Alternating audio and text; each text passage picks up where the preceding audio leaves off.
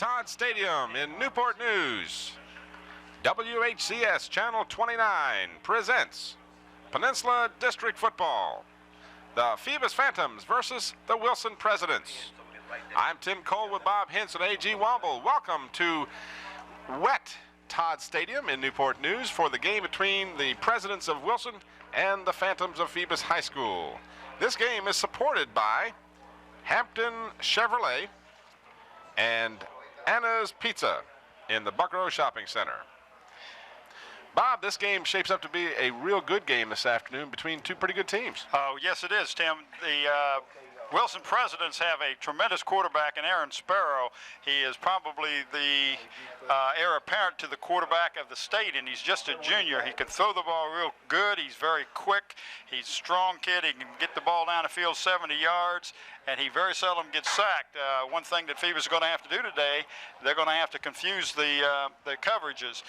Phoebus, on the other hand, started off the season with a loss, but have come on real strong. Turner is now healthy, who is their premier running back, and they will run the ball and run some sprint out passes, but Bill Dee wants to control the ball, as we'll hear later on when AG had a chance to talk with him. But this is going to be a great game. It's damp, Tim, but the field is in excellent, excellent condition. I'm real pleased with the way the staff up here at Newport News Stadium have done that field.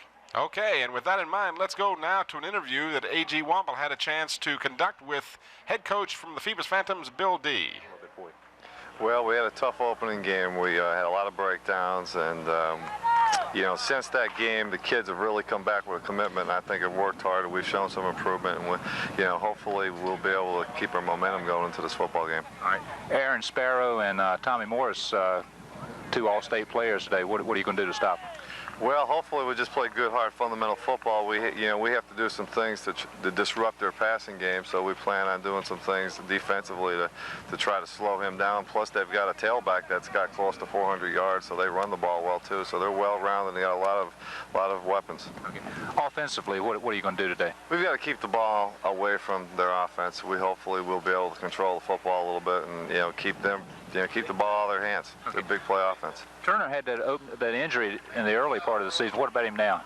Well, he's 100% now. He had a bad ankle, and he played like maybe 3 or 4 plays in the first game, just couldn't go. And Chris Moore was out the first game, so we were pretty decimated in the backfield. But right now, we've got everybody at full strength in the backfield, and hopefully we'll be able to put them in the gear today. Feels a little soggy. Who's that favor? Well, I don't know. It's 100 yards. I think it will be okay. Okay. Good luck to you, Bill. Thanks a lot. All right, Coach Bill Dee. Yeah. All right, A.G., thank you for that interview. And Bill Dee, of course, the very likable coach of Phoebus, is looking at a field that we were down looking at a little earlier before we came up to the booth. And the field is in great condition considering all the rain that's been going on this past 5 days. And they did play a game here last night. Hampton High School, by the way, congratulations to the Crabbers as they demolished the Menchville Monarchs 48-6 right here at Todd Stadium Friday night. And I tell you, that's what I looked out of the field, and I was just real pleased with it. But we were very lucky in that Hugo decided to go. Hugo went somewhere else, right? That's right, and we're glad of it. And right now, before we have the opening game ceremonies, let's take this brief timeout and a message from Anna's Pizza. We'll come right back to the next one. Anna's Pizza, located at 1976 East Pembroke Avenue in Hampton, has a tantalizing menu featuring some of the best Italian food in the city. They're known primarily for their pizza, which is made from scratch each day with all your favorite toppings. They have a professional and courteous staff, willing and ready to serve you day or night. They even have a free delivery service for those who call in. Anna's is also recognized for its daily specials, including fresh lasagna and their hot and tasty spaghetti served with meatballs. And if you're a really big eater, you'll love their submarine sandwiches, which are considered by many to be the best around. Anna's is open 7 days a week from 11 a.m. until 11 p.m. Monday through Thursday, also on Friday and Saturday from 11 a.m. until 12 p.m. and on Sunday from noon until 11 p.m. Remember, when you think of good food, think of Anna's Pizza. They're located in the Buckrow Shopping Center of Hampton. The Phoebus High School Marching Band coming on the field, getting ready for the national anthem momentarily. The honor guard is also on the field. There you see the shot of the fine-looking young men from Phoebus ROTC program, I would assume, Bob? Yes, they are. They're the honor guard out there for that's the Marine honor guard. They have a Marine ROTC over at Phoebus. And we had experienced some showers earlier today and dripped a little bit on us while we were here earlier before we came up in the booth, but it seems to have stopped right now. You know, talking about this Wilson team, they are 3-0. Phoebus is 2-1. As you mentioned, they opened the season with a loss, but have come on strong. This Wilson team has yet to allow a point. Yeah, they have shut out all three of their opponents. You're right. So they talk about Sparrow and his proficiency at quarterback for Wilson, but you've got to talk about the defense because they obviously are very strong in that category. Well, they really are, but I don't think they have met the caliber of team that they're going to meet tonight, this afternoon in this Phoebus Phantom team. All right, let's now watch and listen to the playing of our national anthem.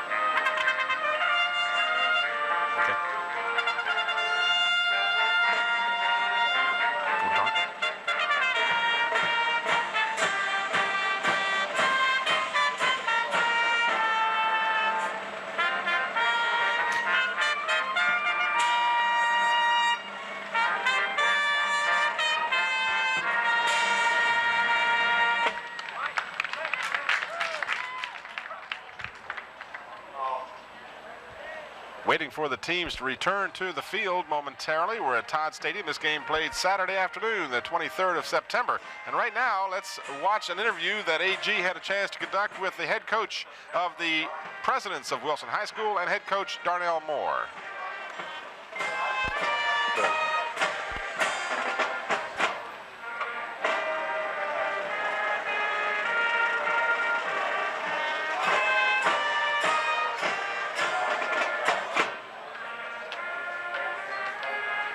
Darnell Moore, and Coach, first of all, congratulations, 3-0. Things are working well for the Presidents this year. Thank you. We're doing fairly good so far. What about Phoebus today? What are you going to have to do to stop them? Well, defensively, we're going to have to try to shut them down on first down and force them to do things that they really don't want to do. They have a good tailback and more than adequate quarterback. And I think that overall, if we do the things we've been doing throughout the season defensively, we'll be fine. Your quarterback, Aaron Sparrow's had a great season. What do you expect from him today? Well, I expect him to be at his best today. You know, he usually is in the big games, and I think that he'll show why he's considered one of the top quarterbacks in the country. Timmy Morris having a good season also. Yeah, Timmy was All-State last year, and he has a pretty good chance of making All-State at defensive back and safety. He's a super receiver, and he's known as Hitman in Portsmouth. Hitman. All right. What about the key to the game today? What do you see the critical points of winning? Well, I think that we're going to definitely have to move the ball defensively. I think that we're going to receive some double coverage on our wideouts, and I think that if they decide to double cover, then they're going to have to do something else to stop the running game. Somebody will be open. Well, somebody's going to be open, but we're averaging 200 yards a game rushing also. What about the field conditions, Coach? Who does that favor in your opinion? Well, really, I haven't even thought about that. And you know, as far as we're concerned, it doesn't matter whether it's raining or not. We're going to throw the ball wherever we play. You know? Glad to see Hugo not here, though. Definitely, because I wanted to play this game. Good luck to you. Thank you. Darnell Moore. Thank you, AG. And Coach Moore, of course, is cautiously optimistic, as most coaches will not come out and say. But, you know, he did say something that was very positive. He said that this young quarterback of his is one of the best in the country. Yeah, so that speaks well for him. Well, not only that, but this Timmy Morris, who was All-State last year as a junior, he feels can make All-State this year not only on the defensive end, but also as a wideout offensively. He thinks he's that good, so he's got some good people at the skill positions. And that's why they're going to be good, because they have good people at the skill positions. The only game we have a score on as of yet. So at game time, we're looking at about 72 degrees. It's relatively humid. There are no showers at the moment.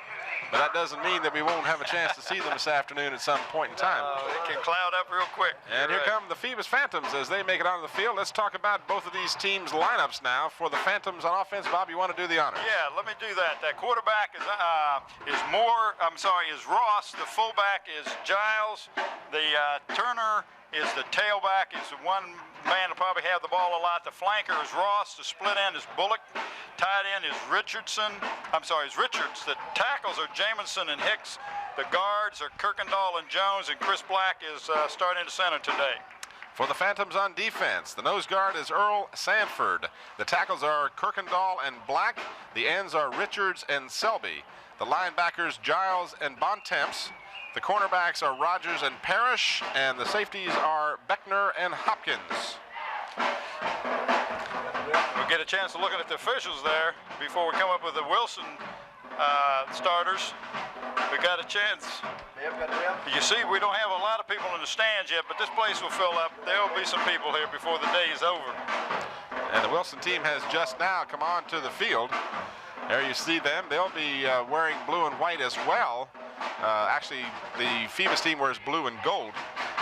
There you see the Wilson Presidents on the far side of the field. We'll be back with the starting lineups for the Wilson Presidents, but first let's take a brief pause and a message from Hampton Chevrolet. Listen to the heartbeat. There's really something to sing about here at Hampton Chevrolet GOG Eagle. You pay what we pay the factory.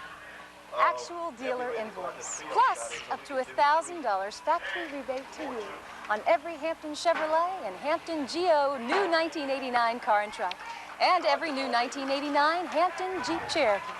Yes, you can at Hampton Chevrolet GOG Eagle, 2 blocks east of I-64 on Mercury Boulevard. We're just about set for both of the teams to meet at the center of the field for the ceremony and the toss of the coin. If we have that chance, now let's go ahead and run down the offense and defense for the Presidents. Okay, for the Presidents, starting at quarterback, young man we've already talked about, Aaron Sparrow. His fullback is Nolan. His tailback is Hayes. The flanker is Edwards. The split end is Timmy Morse, who is the All-Stater. Tight end is King. The tackles are Harrell and Hines. The guards are Cummings and Johnson. And Anthony Odom is the center. And for the Presidents on defense, the nose guard is Cunnings. The tackles are Hines and Hunter. The ends are Hall and Boone. The linebackers, Nolan and Hayes. The cornerbacks, Winston and Simon. And the safeties are Hicks and Morris. Again, both teams doing a fair amount of two-way players today. Well, they really are, and Phoebus has made a couple of lineup changes because they want to, we thought it might be a little hotter today. So you see him out there in the middle of the field, and the officials are talking. The referee is number 23, Fisher. The umpire is number 16, Kaufman. The linesman, number 24, Flicken. The line judge is number 71, Hunter. The back judge is number 39, Mitchell, and that's not Danny Mitchell. No, my favorite coach, Danny Mitchell, is not here today.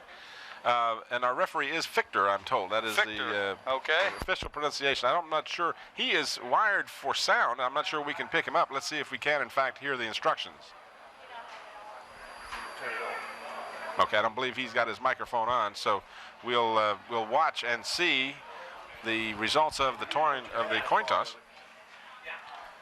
Another game to be played here at Todd Stadium this evening, and you and I found out just a few minutes ago we're going to be here to do that game too. Hey, I'm looking forward to that. That's the Bethel and Denby game. That's going to be an excellent ball game. Both teams 2-1, and that should be a real good ball game. So we'll have that for the fans in Hampton during the week as well. All right, we're going to see now the coin toss was won by Wilson, and they will receive. They'll be going from our left to our right. And as I said, they'll be in the blue pants with the white jerseys, blue numerals. They have elected to receive as well as Phoebus Phantoms. They'll be defending the goal to the south end of the field. Coming into this game, the Wilson Presidents have not been scored on. They have scored 120 points. Both of these teams coming off of big shutouts last week, as Wilson was able to defeat Manor 34-0. And Phoebus beat Lafayette 27-0. Last year, the Phantoms won this game 39-8, but I would imagine we will not see that kind of game if things run true to form which you never know, right? Just like Hugo, you never know what's going to happen. You don't know what's going to happen. You're right, but if you look at the scores, they've outscored, talking about the Presidents, 48-0, 38-0, 34-0. I mean, they're putting up some points on the board, but like you said, it really shows what a tough defensive team they have. And the guy that you need to watch out on defense for the Wilson Presidents is Timmy Morse. Number 42, he plays the strong safety, and he will come up, the free safety, and he will come up and force a lot of things, and that may open up some passes for the Phantoms, so we'll see. Now we've got kickoff getting ready, and who is the kicker there? Drew Powell will be kicking off. There you see him talking with one of the officials. Back deep for the Wilson Presidents will be number 83, Sanford Dowell, standing at his 5-yard line. Also back there is Kevin Rogers, number 21. And number 32 as well is Sean Davis for the Presidents. So those are the 3 deep. We are about set to go for 12-minute quarters in high school football. And it's a big game for both teams. And we are underway as the left-footed Powell kicks it. It's taken at the 21-yard line.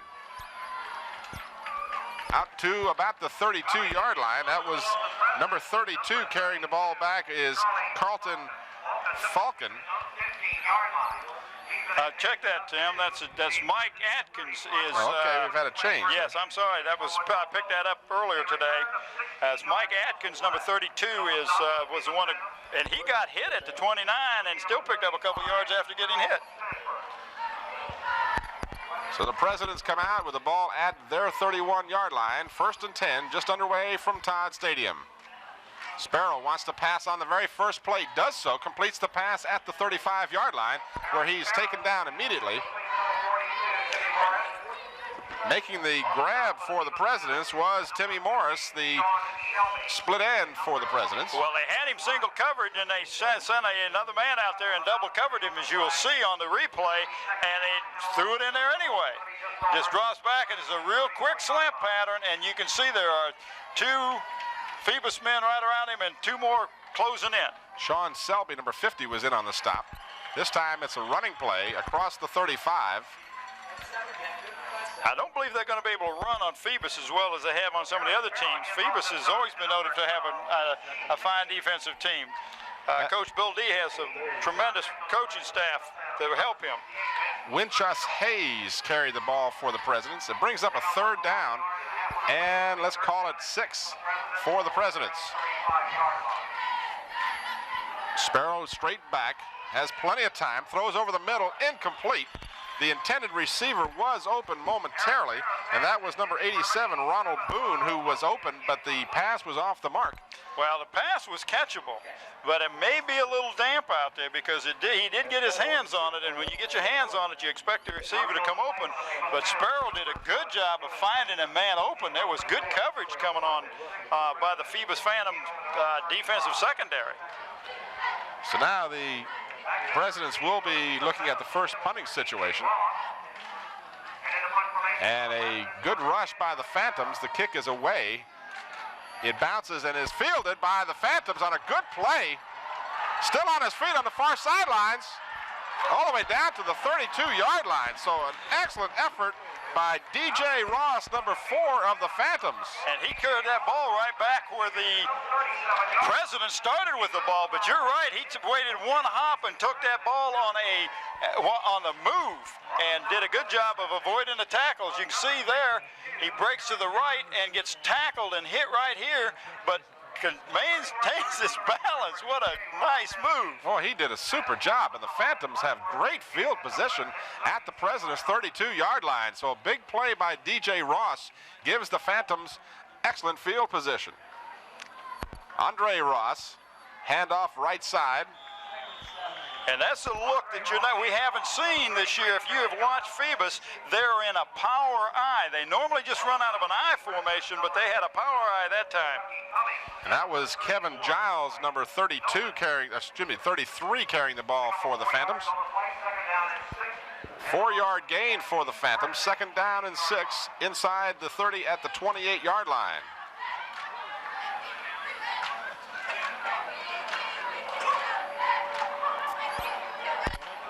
This is Turner, and he gets back to the line of scrimmage, and that's about all. Maurice Turner carries the ball. He's the 5'11" junior tailback for the Phantoms. And we got a player shook up on the play, a Phantom. Looked like he twisted an ankle or something. And the referee is one of the officials over there talking to him. We're going to get a chance to watch the play again. There you see the very tail end of the play. Turner got back to the line of scrimmage, and that's about all. Well, the hole was plugged up, and he put his head down. What he's got to do is find a seam and go through it. And looks like number 88 for the... It's Tony Richards. Yeah, for the Phantoms is the one that's hurt. And he's their end. He was blocking downfield, and looked like he may have twisted an ankle or something. I'm not sure. That's what it looks like. Mike Talon is looking at his left ankle. 9 minutes and 11 seconds remaining here in the first quarter. Coming to you from Todd Stadium. This game played Saturday afternoon, the 23rd of September. The Phantoms of Phoebus High School, the Presidents of Wilson High School. Wilson 3-0. The Phantoms 2-1.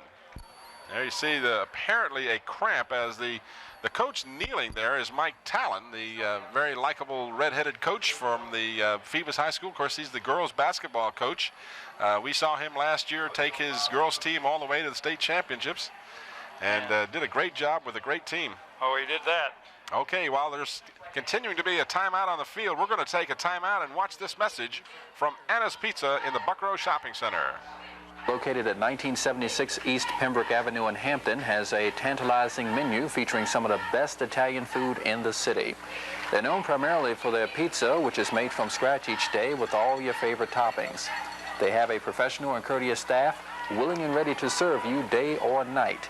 They even have a free delivery service for those who call in. Anna's is also recognized for its daily specials, including fresh lasagna and their hot and tasty spaghetti served with meatballs. And if you're a really big eater, you'll love their submarine sandwiches, which are considered by many to be the best around. Anna's is open 7 days a week from 11 a.m. until 11 p.m. Monday through Thursday, also on Friday and Saturday from 11 a.m. until 12 p.m. and on Sunday from noon until 11 p.m. Remember, when you think of good food, think of Anna's Pizza. They're located in the Buckrow Shopping Center of Hampton. Play back in as Tony Richards is helped off the field, and we'll hopefully get a report from the sidelines as soon as we can to let you know what's going on. Number 90's in there, and I don't have him on my roster. I'm going to have to try to find out who he is. Ball is popped up in the air. The ball was going to be pitched on the option play, and the Presidents are going to recover a fumble. So a mix-up in the backfield. A collision with the quarterback and a running back causes the ball to come loose, and the Presidents do recover the football. And they dodged a bullet. So a big play there, as the Phantoms had a 3rd down and about 6, and were unable to get the first down. In fact, they fumble, and the Presidents take over at their 26-yard line. Tim? Yes, A.G. Number 90 is Armor Bontemps. He changed jerseys to play the end position. Okay. Thank you, A.J. And when you get a chance, if you could find out the condition of Tony Richards for us. Back to the play. The Wilson Presidents out across the 40-yard line. That is their big running back, Winchus Hayes.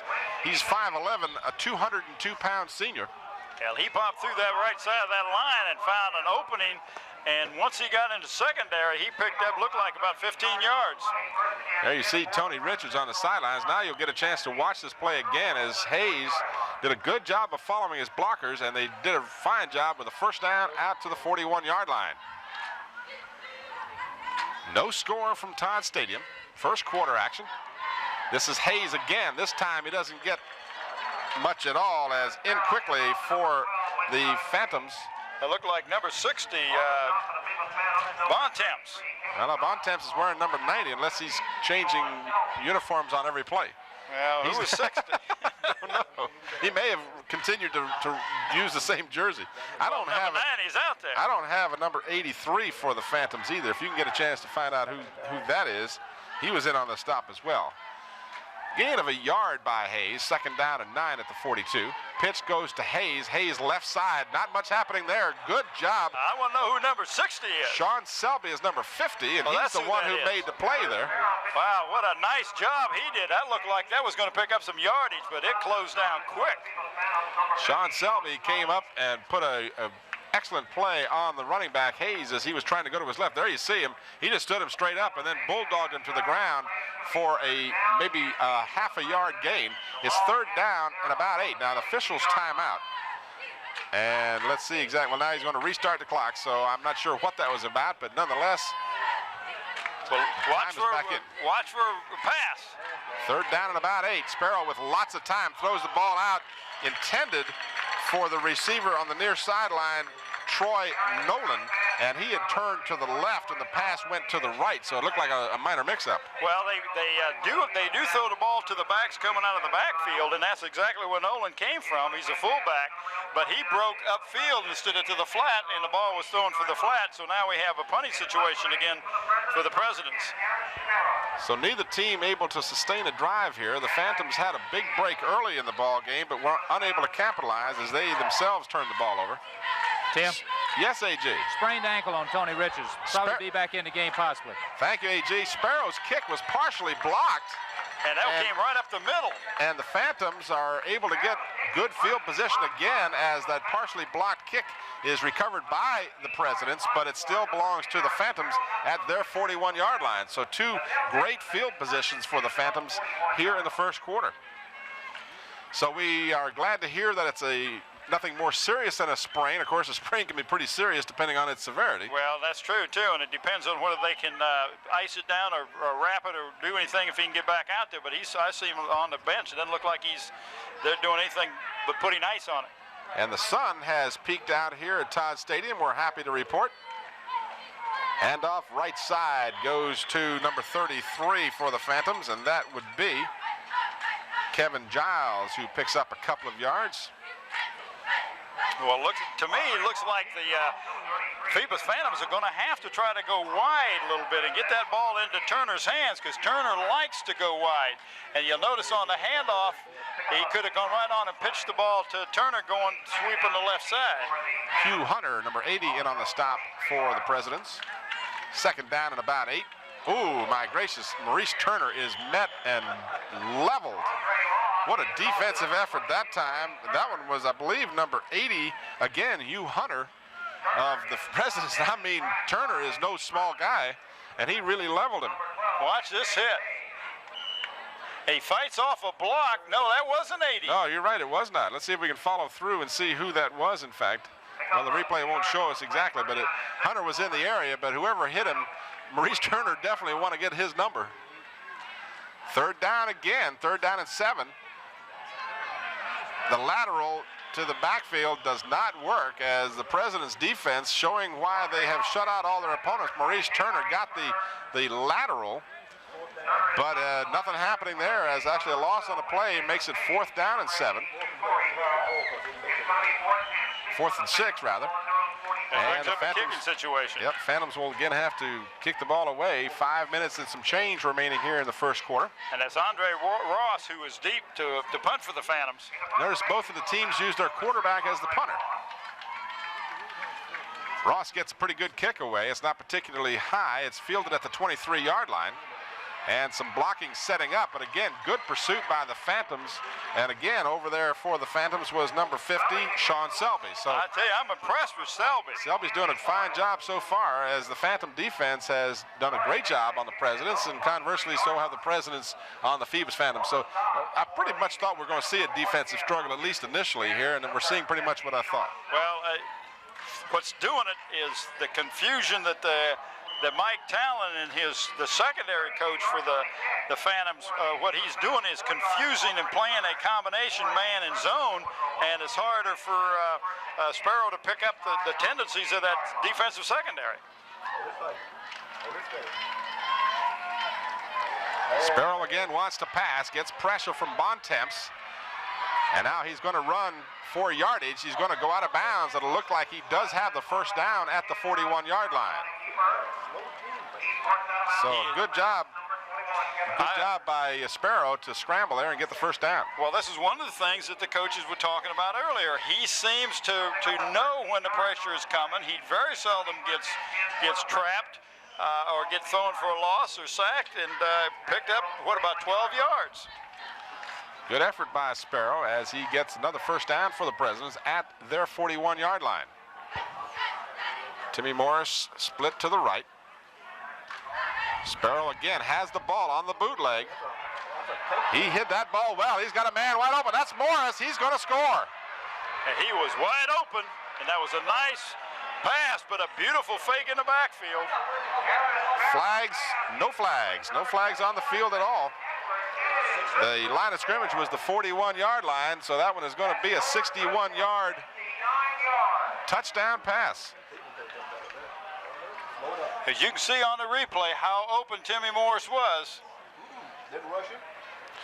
See, Sparrow, what we couldn't see there is Sparrow did a great job of hiding that ball. He hit it on his hip. He kind of stood there very nonchalantly, and he just waited until Wilson got behind the secondary and threw the bomb.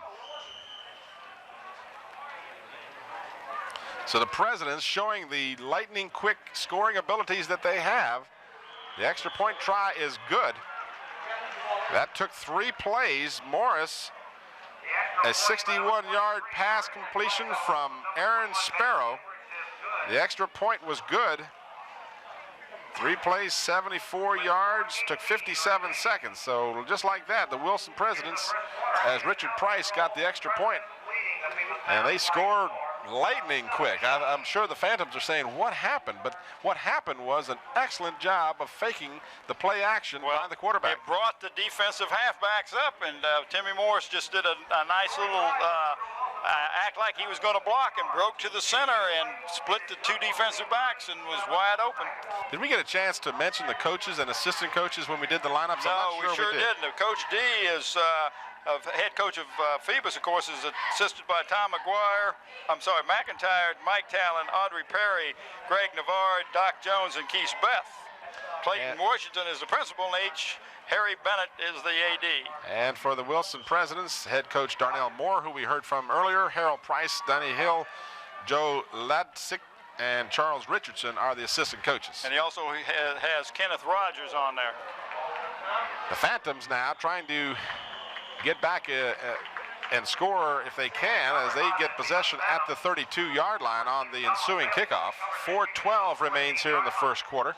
Well, they're going to have to try to break Turner. Turner is their big play man, but they're right now the Presidents are blocking up that center of the field. As you can see, the ankle being wrapped there on the sideline by the trainer. Well, let's see what the Phantoms can do. Phantoms will start from their 31. That was Tony Richards, who came out of the ball game earlier with the sprained ankle. Tim Cole, Bob Hinson, A.G. Womble, and the crew from Todd Stadium, where the field is damp, but the skies are clearing, as Andre Ross directing his players at the line of scrimmage, and then gives off to Kevin Giles, and Giles picks up a yard or 2 at best. So Andre Ross was trying to get the flankers and the wideouts to move and change. Yeah, I'm not sure exactly what he was calling. Yeah, I'm not sure either, but you can have 8 men on the line of scrimmage, but you can't have 6 men on the line of scrimmage. And so if you have an extra one up there, that's no big deal, but you got to have 7 on the line of scrimmage.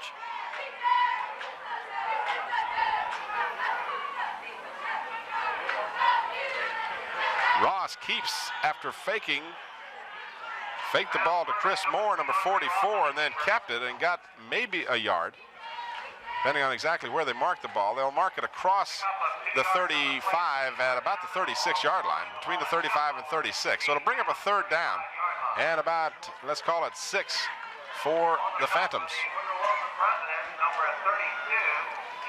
They're just not getting anything up the center. They're going to have to come up with a variation of their plays, a fake or do something here, but we may see the ball up in the air this time on a sprint out. There you see Calvin Chapman lined up at the bottom of the screen, rolling to his left, and Ross gets pressure, unloads, throws over the middle, and almost has it picked off. As getting a good chance to intercept was John Simon, number 33. But that was Hugh Hunter, number 80, who was being blocked and still had a hold of the Andre Ross, the quarterback. He was lucky to get that ball off at all. In the NFL, that would have been in the grasp. I'm very impressed with Mr. Hunter so far early in this ball game. So the Phantoms now looking at a 4th down. Will obviously be in a punting situation. Andre Ross, the quarterback, will be in deep punt formation. 2:24 remains here in the first quarter. 7-0 our score. The Wilson Presidents on top after a 61-yard pass to Timmy Morris. Fielding it at the 31-yard line. Looking for blocking. Now cuts it up the middle. Good job. Then a good open field tackle. As making that stop was Chad Hopkins. And returning the ball for the Presidents was Carlton Falcone, number 32. So the Phantoms now will have to go back on defense, trailing by 7. And the Presidents led by Aaron Sparrow. We were asking Coach Dee how he compared Aaron Sparrow to Eric Hunter, the all-state quarterback from Hampton High School, who's now playing at Purdue. And he said they're totally different, but they're both equally effective. So we'll get a little further explanation on that as we go along here. Sparrow calling the signals. One step back, looks over the middle, and completes the pass for about an 8 or 9 yard gain. And that's to Timmy Morris. A young man, he's double covered. He breaks right inside. Let me tell you, I incorrectly have given Morris credit for the touchdown. That was Van Edwards, number 21, who got the touchdown for them. And in fact, 42 is Morris. And Morris picks up 8 yards. Sparrow, again, that same play action he's got all day. Same play, same receiver, same result at the 5-yard line. What time? I mean, he was back there like there was so much time to do whatever he wanted to. He could have baked the cake. Van Edwards, exactly the same play action that they had on the touchdown. They didn't get a touchdown this time, but they certainly got awfully close as they're down at the 5-yard line. And Sparrow has just impressed the heck out of everybody so far, as well he should with those 2 long bombs. Sparrow. Watch this time he has to drop back. He's got the ball behind him, and he just stands there. And now he puts the ball up, and he's looking for somebody. He's got all the time in the world, and look at the arm that he has. Back to the live action as carrying the ball was Hayes. Winchester Hayes carries down to the 2-yard line.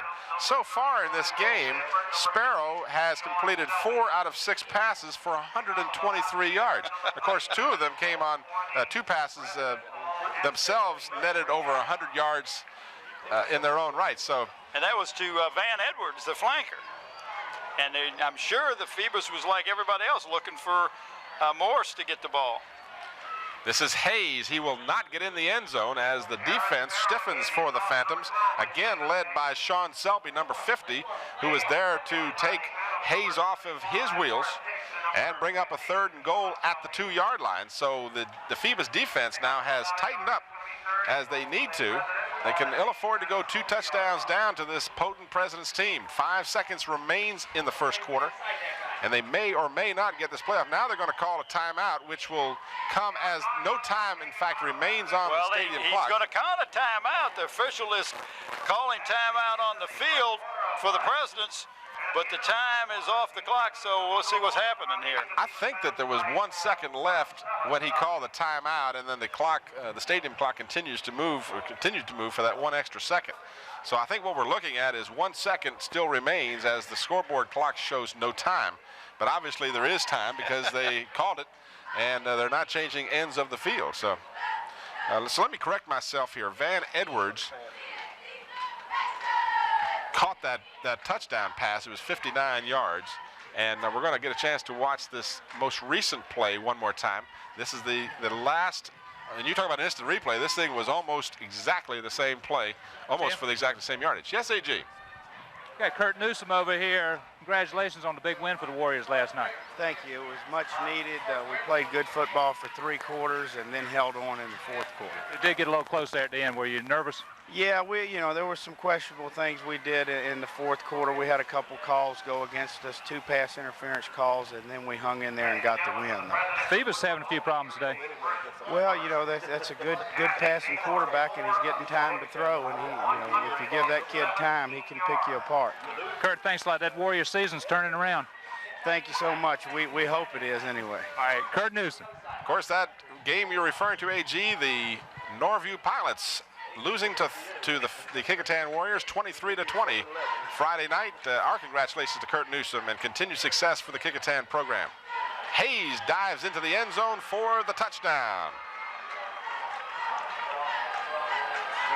So Hayes comes and runs the ball the final 2 yards with no time remaining on the clock. So apparently there was 1 second left, and Wilson, as we'll watch the replay here, you'll see it from ground level initially at least. There you see the big running back Hayes just bulls his way in there. Bontemps had a hand on him, but just couldn't stop the strong Hayes from carrying it in. Price puts the extra point up, and it is good. So they'll change the ends of the field, I believe, for the... Well, yeah, they will. They'll change. That's the end of the quarter, so they will have the quarter break, which we'll do right now is we'll have a quarter break.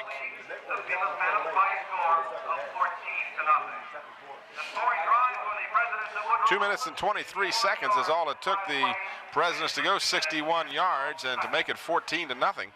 It's not exactly the way we had expected it to go at this point. We knew that the Phantoms would be looking at a potent Wilson team. Yeah, but we didn't expect them to go behind 2 touchdowns like this. And to be as explosive as they are. You know, one of the big factor in that first quarter had to be that turnover after the Phantoms returned the punt and had it at the Wilson 30-yard line and then coughed it up on that 3rd down play. So that had to hurt them. I think if Phoebus had been able to continue that drive, we might be looking at a whole different ball. They probably would not have punted. They probably would have gone for it on 4th down had that play been fairly successful. Kicking off for the Presidents will be Kareem Johnson, number 62.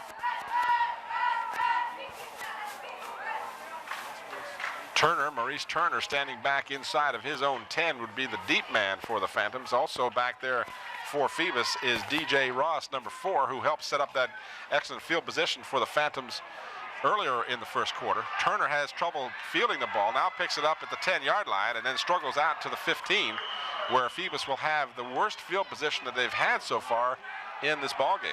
Well, they have had the 2 times they had the ball, they've had excellent field position. Once was in the President's territory, so you're right.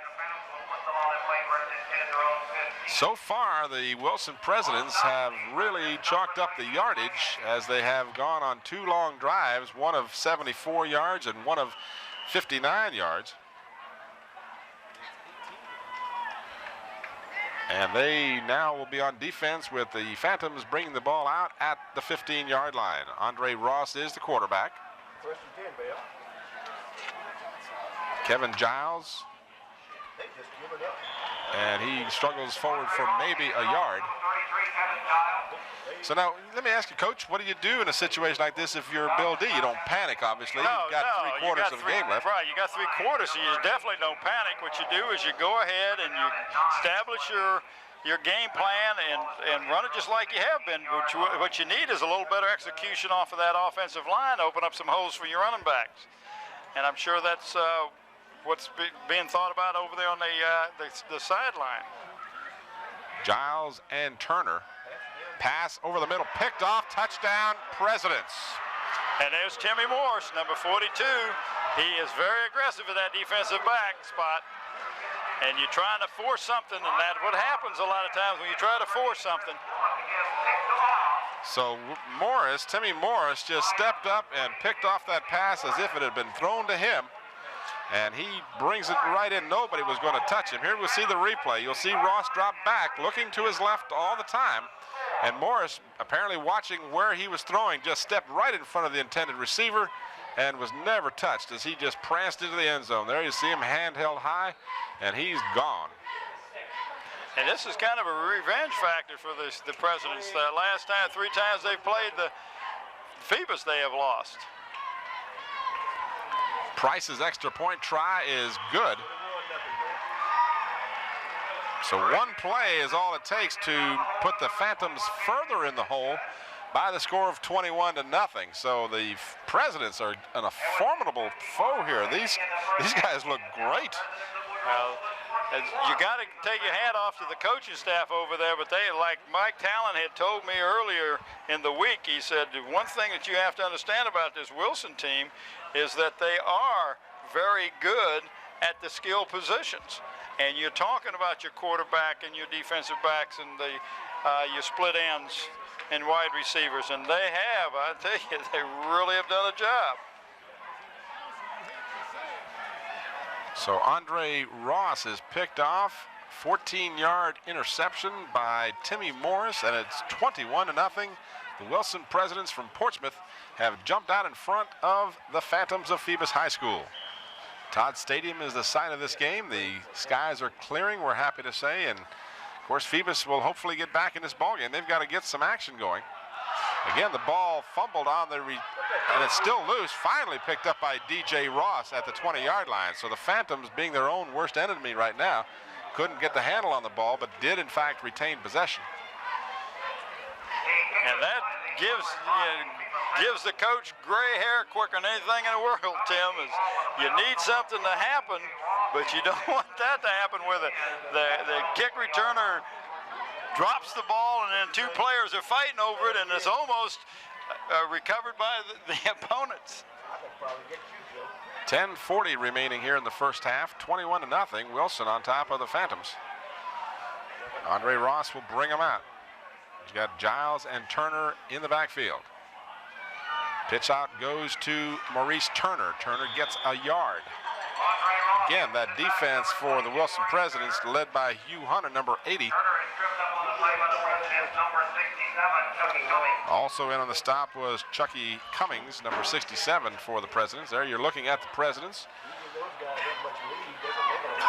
You get a chance to watch this again. What you'll see from the ground level there initially as Cummings tripped him up, and then he was covered by Hugh Hunter. Second down and 9 for the Phantoms. Pitch again to Turner, and Turner crosses the 25 and steps out of bounds at about the 28-yard line. Well, they're trying to get the ball to Maurice Turner, and they're trying to get him outside, get him wide, because if they get him wide, they can hopefully break him for some long runs.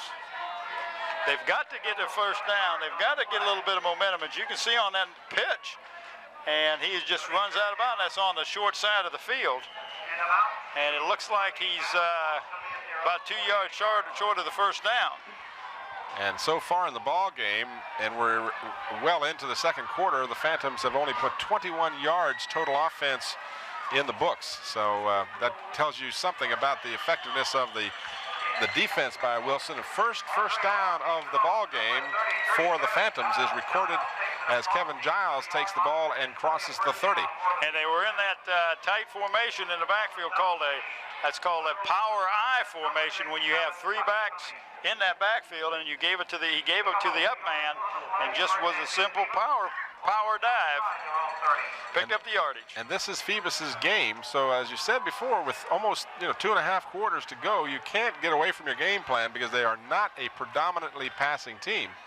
And trailing by 3 touchdowns, you'd expect them to throw on every down, but they're not. Of course, this time Ross will try and throw. He does, completes the pass for a gain across the 35 to about the 37-yard line. And that looks like it was to number 33, Kevin Giles, who was out of the backfield. And he was being pressured. He being Andre Ross, the quarterback, was feeling a little bit of pressure coming from the Wilson Presidents. Kind of a rolling pocket, more or less. And you can see Giles going downfield, just stepped out of your screen, and then he comes back in. And a good job of concentrating by Giles to make the catch.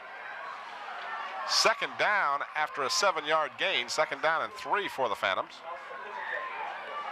Again, the pitch goes to Turner. This time it's on the right side, and he's got little or no room there, as coming up to make a good stop was Morris Winston, number 25 of the Presidents. So Turner having something to say to the official, questioning something, but that was an excellent defensive effort by Winston. So a loss of a half yard on the play. It's still going to be third down, or rather it will be third down, and it'll be about 3, almost 4 for the first down. Clock moving, 8:35 remaining here in the first half. The Wilson Presidents up by 3 touchdowns. Ross fakes and then is dragged down by Hugh Hunter, number 80. That'll bring up a punting situation. So Ross had a good plan there for a minute, but Hunter got a hold of his jersey and just wouldn't let go. I'm impressed with Hunter and this defense of Wilson right now. They're doing a fine job of shutting down the Phoebus Phantoms.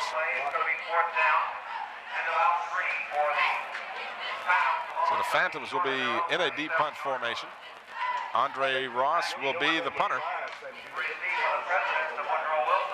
Back deep will be 42. Timmy Morris is the real deep man, yes. It's a low kick. Fielded by Van Edwards at the 32-yard line. The swift Edwards gets out to the 40, and then late flags go down. He may have been hit late. So the and Phantoms, that's just frustration if that's what it is. Well, let's not speculate at this moment, but that would probably be what we're looking at. Let's see what they call. No, we're having a clipping, a call against the Presidents. There was not a late hit, and we apologize for jumping over to me anyway. See Edwards there as he does a good job of finding a hole, and then he gets out there. You see the clip right there. And the Phantoms now will get a bit of a break as they'll back them up 15. We have our referee, Mr. Fichter, is wired, but we haven't been able to tell whether or not he's turned on his mic. Well, that may be we're picking up a little bit of interference and clicking sound. That may be what we're picking up. We are flipping on the return. 1st and 10. All right, Mr. Fichter is working. Yeah, and so is his mic. So is Mike who? Mike. Oh, the mic. Mike. The mic. 25-yard line is where Wilson will start, leading by 3 touchdowns. 7 minutes to go here in the first half. Aaron Sparrow, who has been a master with the football, again airs it out and has a man open, but he overthrows him about, well, let's see, he threw that ball, what, about 60 yards, Bob? I told you, this young man has been able to throw the ball 70 yards.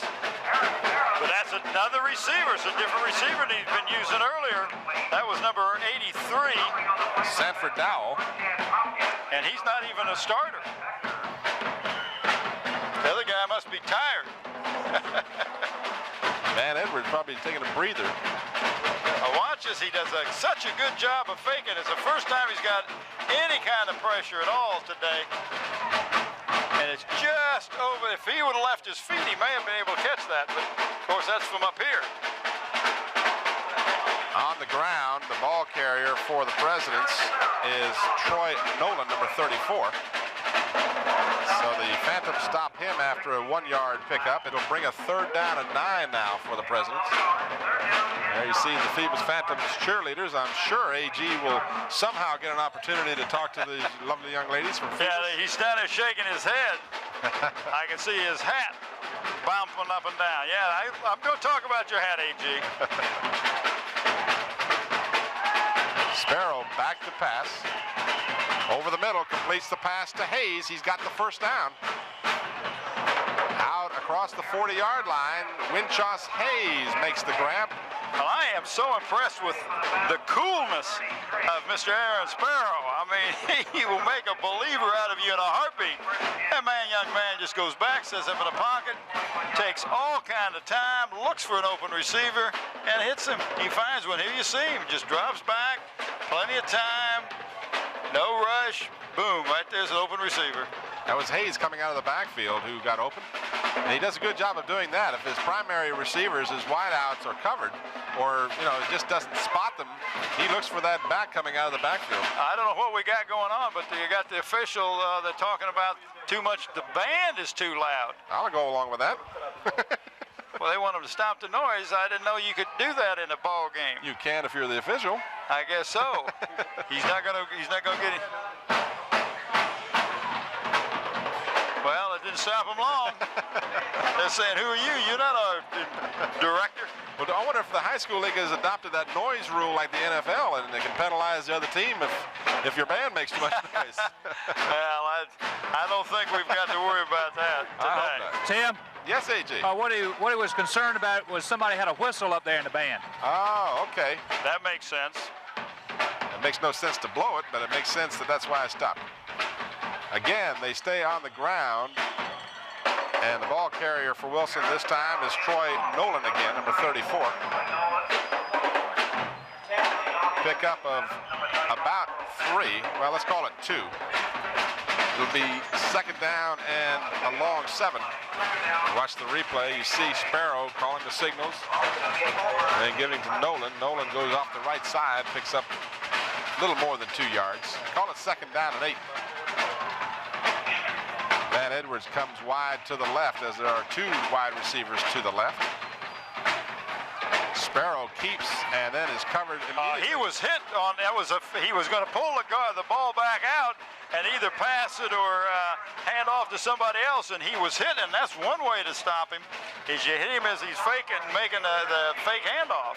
Vince Kirkendall, number 68, was there, along with Kevin Giles, number 33. Watch this on the replay. He puts the ball in right there and is hit. Boom. The ball carrier was hit immediately by Kirkendall. And Good job. Kevin Giles there too, number 33. So it's 3rd down and 8 as there's a slight loss on the play. Sparrow, quick pass on the sidelines. The receiver grabs the ball and was forced out of bounds. It looked like he was going to try and go down the sidelines, but Ricky King, number 88, had in fact stepped out of bounds after a short gainer. Well, that'll bring up a 4th down with about 6 or 7 to go. Going to mark the ball just shy of the 45. And as you said, it'll be 4th down and 6. There you see him as he'd already stepped out of bounds, Ricky King. So Sparrow, who does the punting as well, standing inside his 35. One lone deep back is DJ Ross for Phantoms. Bad snap, but Sparrow gets it away. It's a low liner. Ross again has trouble, and it finally falls forward to the 27-yard line. Ross, who lost his footing, and now a flag comes down because he was hit after he'd gone down. Well, but he threw the ball afterwards, and that may be where the penalty's going to be, unsportsmanlike. Yeah, we'll have to see which way they call this. He was hit after he went down, but it may have been that his reaction to being hit will be the penalty. We'll have to wait and see how they undo this. You see Ross had trouble there. He had plenty of time to take a minute to pick it up and run, but he never really had his balance, as you see right there. Then you see him down, and then he's hit and shoved down. And of course, he didn't care for that much, but he threw the ball at the player, which is definitely a penalty. You cannot do that. There's a question as to whether you were hit late or not. Now, they may have offsetting penalties. I'd be curious to see how they call it. That may be what they're going to call. I don't know, but I only see one flag. Usually, you're going to see more than one flag if you're going to, have offsetting penalties. Well, they're having a fairly lengthy discussion about it, so they may be, in fact, maybe a official is calling 2 different penalties. There you see the jersey for Bontemps being removed so he can wear number 60 and go back in, because Richards may have recovered well enough to play. I see Richards, I believe, down on the sideline, so I don't think. Here we go. Personal foul. Personal foul, so offsetting penalties, and that's a good call. Yeah, I think so. Because first of all, the hit wasn't flagrant. It was somewhat of a late hit, but the momentum of the player could have been questioned. And then to turn around and throw the ball at the man is definitely. Now, what they're going to do is they're going to move it down the field 15 yards, reset the chains, then they're going to penalize Phoebus 15 yards, I would imagine. Yeah, one was a dead ball. Dead ball, personal foul on White. Oh, wait a minute now.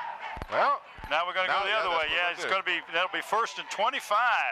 Which really hurts because you have to, as you said, then your 1st down chain is all different, and you're looking at 1st and 25 versus 1st and 10. Well, you know, if you got 2 penalties, why not offset it? That's good ball, personal foul on blue. That penalizes one of the teams. Well, that's right. I don't like that call. I mean, I'm not saying the calls were bad. The calls were great. I don't like the way that it ends up. Yeah, I think that's unfortunate. That's the way that they do it. They took the first penalty, which was the personal foul, and they assessed it. Then the second penalty occurred, and they did it in the same sequence of order. So I guess that's the reason they do that. If the penalties had been simultaneous, I would assume, and I'd be curious. Yeah, but you know, if you watch any ball game and you have offsetting penalties, they just go from there. Yeah, well, I'm sure in high school ball it's just a little different ruling, so they have to do it that way. Here's a replay of the last running play to Kevin Giles. Well, that's not fair to one of the teams. One of the teams come out hurting worse than the other team, and the ball still ended up on the same spot. Yeah, that's true. 31-yard line is the line of scrimmage, and dropped before he can execute the option by none other than Hugh Hunter. And he is doing an excellent job defensively today. Andre Ross is just a little slow, and he's just not getting to the point where he can make the defensive end commit to the pitch or to the run. he's being tackled in the backfield. Hugh Hunter is doing an excellent job. No gain on the play by Ross. Clock continues to move with 3 minutes and 15 seconds remaining in the first half. Wilson on top, 21-0 over the Phoebus Phantoms. Phantoms have lost one game so far this year. Wilson undefeated, and certainly looking like they can stay that way. This is Maurice Turner. Turner struggles out to the 34, and it'll bring up a 4th down and plenty. That was just a draw play because they were looking for the pass, and so you sent your wideouts down deep and then hope you could break Turner up the middle and get him some room, and maybe he can do some fancy steps and pick up the first down. But it was a nice call and a safe call.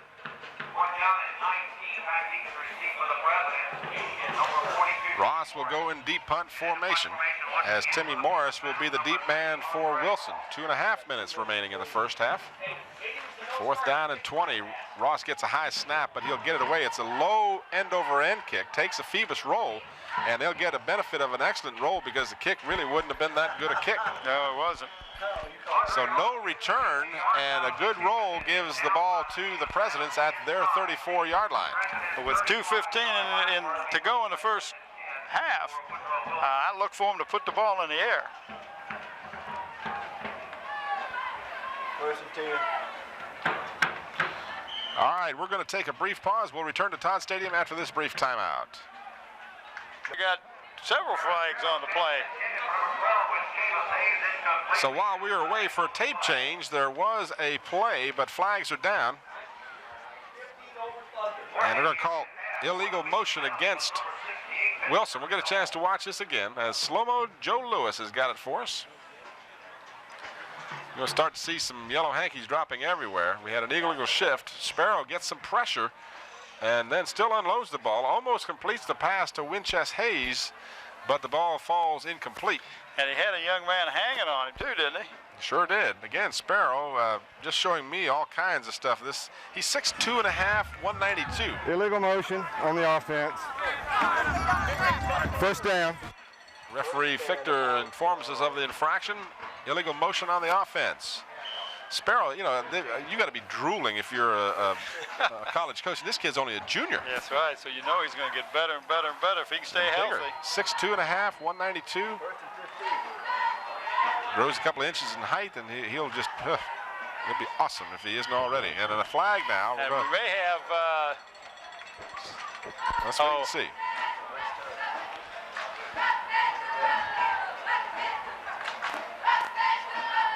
It's against the Phoebus. He didn't have his mouthpiece in, I think. What is the hand behind the head? Does that mean I got a headache or? Maybe we'll catch it. Yeah, let's see. You got your official referees. Well, the penalty will go against Phoebus. So after it's all said and done, it says failure to wear required equipment. So you nailed that one right on the head there, Coach. You had that right. It may have not been his mouthpiece, but that's the call. Well, his mouthpiece was hanging down off of his chin strap. We have a delay of game on blue for failure to wear required equipment. So a call that you don't see all that often. I can't tell you how many times I've seen it. I think I have to. You amazed me on that one. You knew what it was. Well, how about that? How about that? Sparrow now appears to be changing the play at the line of scrimmage. He'll drop straight back. Again, lots of time. Now he gets some pressure and does a good job of avoiding it. Oh, my gracious. Is he a gazelle or what? And then he completes. Well, I started to say he completes it. Did he, in fact, look like he bobbled it? Dropped the ball, but evidently not. It was Timmy Morris that made the grab. If, in fact, it was a catch, Number 16, Kaufman is saying, yes, it was a catch. Well, it looked like he dropped it, but then the officials much closer to the play have ruled it a catch. And we'll see. It looked like he bobbled it and bounced it, but I got to see. What's the call? Well, they're going to say it was a completed pass, second down and less than a yard. Let's watch and see if we can see on the replay. All you're going to see is, watch this move right here. He just does it. Oh, my gracious. It's like a bullfighter. Winchester Hayes back to the live action. Now here we see it. Gets the ball is on the ground. If we could get back that up, Slow Joe to back that thing up. I'd like to see that again if we can. It's irrelevant, unfortunately, for the Phantoms because they called it a catch, and then Hayes got the first down on the running play. in Phoebus territory. Sparrow, again, lots of time. Steps up, now scrambles, and then unloads. The flag goes down. It's caught by Van Edwards at the 1-yard line, but a flag is down. So let's see what this call is. This will be real important. Flag is back there. Will be holding on the defense. If that's the call, it's going to be a clip. So a big break for the Phantoms. He has got so much time. I mean, I could probably be accurate in my passes if I had that much time. Referee, Mr. Fichter, will tell us about it, but it's going to bring the play back. All right, we're going to get a chance to watch that supposed dropped pass that we saw 3 or 4 plays ago. Let's see if we can pick this up. See, now, the ball is down. It sure is. Ball is down the ground. He picks it up off the ground. That's a strange call in my book.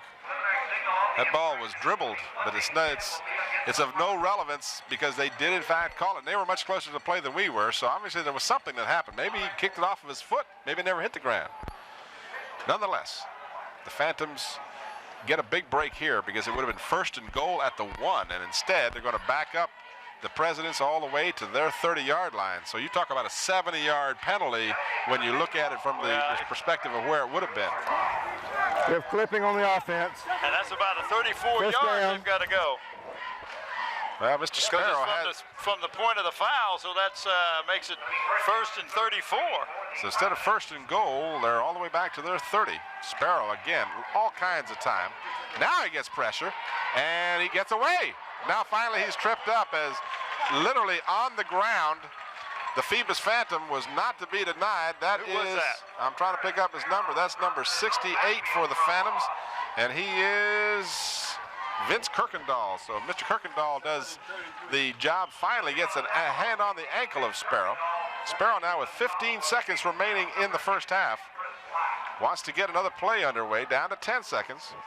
The Wilson Presidents leading 21-0. He fakes, gives to Hayes on the inside handoff, and out to the 39-yard line as time runs out here in the first half. That's it, halftime score. So now let's see now, was there a flag? No, there is no flag on the play. So Hayes, we'll watch the replay of this last second effort by Sparrow. Watch him, he'll fake like he's going to throw the, reaches up, and the fake worked pretty well on had kind of like a trap play there. Yes, they did. It was an excellent call. And Hayes got out close to the 40, but time runs out on the Presidents here in the first half. There you see Tony Richards, the hobbled Tim? Starting in. Yes, AG. Got Mike Talon. Mike, this quarterback's shown us a little bit. What are we going to do in the second half? We're not getting much pressure on him. But they've scored on 3 miscues on our part. And he's a great quarterback, and we're not getting the pressure on him that we need to. Our backs are getting fooled by his play action. I mean, he's doing such a good job of holding the ball behind his back and covering it up that they're stopping midway through the receiver's routes, and the receivers are running past them. And what are you going to have to do to stop it? we've got to keep him contained. We've got to keep more pressure on him. We've got to keep better coverage deep. And the biggest thing is we got to do more on offense. I mean, we're not controlling the line of scrimmage too well. Good luck to you in the second half. Mike Talon. All right, Tim? AG, thank you very much. And as you may have seen just before you went to that interview, then you see him being attended to. Chris Black was injured on the last play of the first half there. And he's their center, very integral part of their team. So Chris Black being attended to. There is an apparent injury to his left arm. And for the Phantoms to have success in the second half, they will count on him and others to come back. And they're looking at his hand. But there's your score at halftime. The Presidents of Wilson 21, the Phantoms of Phoebus no score. We'll return with our halftime activities. But first, a message from Hampton Chevrolet. Listen to the heartbeat. There's really something to sing about here at Hampton Chevrolet GOG Eagle. You pay what we pay the factory. Actual dealer invoice, plus up to $1,000 factory rebate to you on every Hampton Chevrolet and Hampton GO new 1989 car and truck, and every new 1989 Hampton Jeep Cherokee. Yes, you can at Hampton Chevrolet GOG Eagle, 2 blocks east of I-64 on Mercury Boulevard. Tim Cole, Bob Hintz, and A.G. Womble back at Todd Stadium. Halftime, 21-0. The Wilson Presidents lead. Recapping very quickly for you the scoring. Van Edwards on the receiving end of a 59-yard pass from Aaron Sparrow to score the first touchdown with 4:18 remaining in the first quarter. That was a 74-yard drive. It took 3 plays, and it took 57 seconds for the Presidents to lead 7-0. Then, with 1 second remaining in the first quarter, Winchos Hayes went from 2 yards out to make it 13-0. Price converted, making it 14-0. That series of plays was 6 plays, 61-yard drive, 2 minutes and 23 seconds time of possession, and they led 14-0. And then with 10:55 remaining in the first half, Wilson again scored as Timmy Morris intercepted a pass from Andre Ross, went in 14 yards with the interception, and the extra point try was good, making it 21-0. And right now we're going to go down to the field. A.G. Wumble, who you got with you? Tim, we got Rick Navickas, assistant principal at Phoebus, and before we listen to the band, Rick, things aren't looking too well right now. What about that first half? Well, A.G., it's kind of reminiscent of our first game with Warwick. It was, you might cut down to 4 big mistakes. You know, that the quarterback Sparrow, he's tough. He's tough. He's all that they touted him up to be. He's got some good receivers out there also. He does that, but of course when there's no one covering him, they break loose out in the open. Rick, what about the second half? We're down 21, but this game's not over. Well, I'll tell you, that last holding penalty was a good shot in the arm for us, because had they scored on that one, I think we'd have been out of this. I think 21-0 is a bad deficit, but we can come back. I'm sure we can. Taking nothing away from Wilson, we've seen some good quarterbacks over here, but this guy, Aaron Sparrow, is one of the best I remember seeing in a while. He's got all the moves, and he's got the arm. Program, we started out with a loss, but then 2 wins, and things turned around a little bit for the program. Okay, we're still looking good. We're getting a good ball game. We have key injuries at the beginning. Tony Richards got hurt right at the beginning of the ball game, and he's a key on offense and defense. And Jones, our starting center, he's out of it, so that means we had to put Chris Black at center. And it's hard when you move your line around like that and lose some key players. And, you know, we're still in it, though. All right, Rick, thanks for coming down. Good luck to us. Rick Navickas. Tim, back to you. All right, thank you, A.G., and thank you, Rick. Halftime here at Todd Stadium. Let's watch the Phoebus High School Marching Band for a little bit.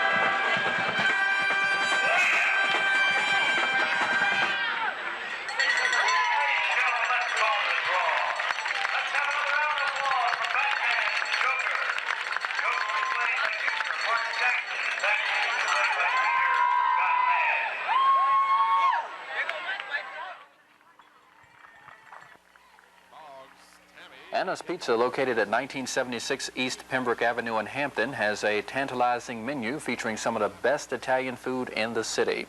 They're known primarily for their pizza, which is made from scratch each day with all your favorite toppings.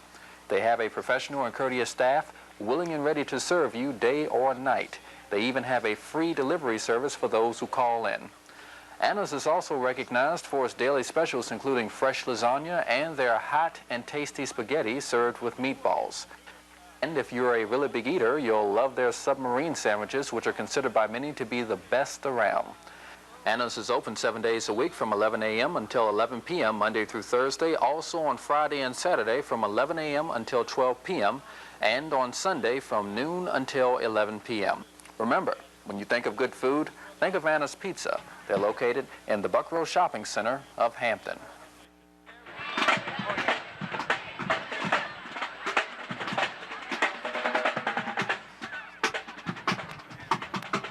All right, we got Danny Mitchell here. Danny, first of all, congratulations on the Crabbers' big win last night, 48-6 against Mitchell. The season's turned around here.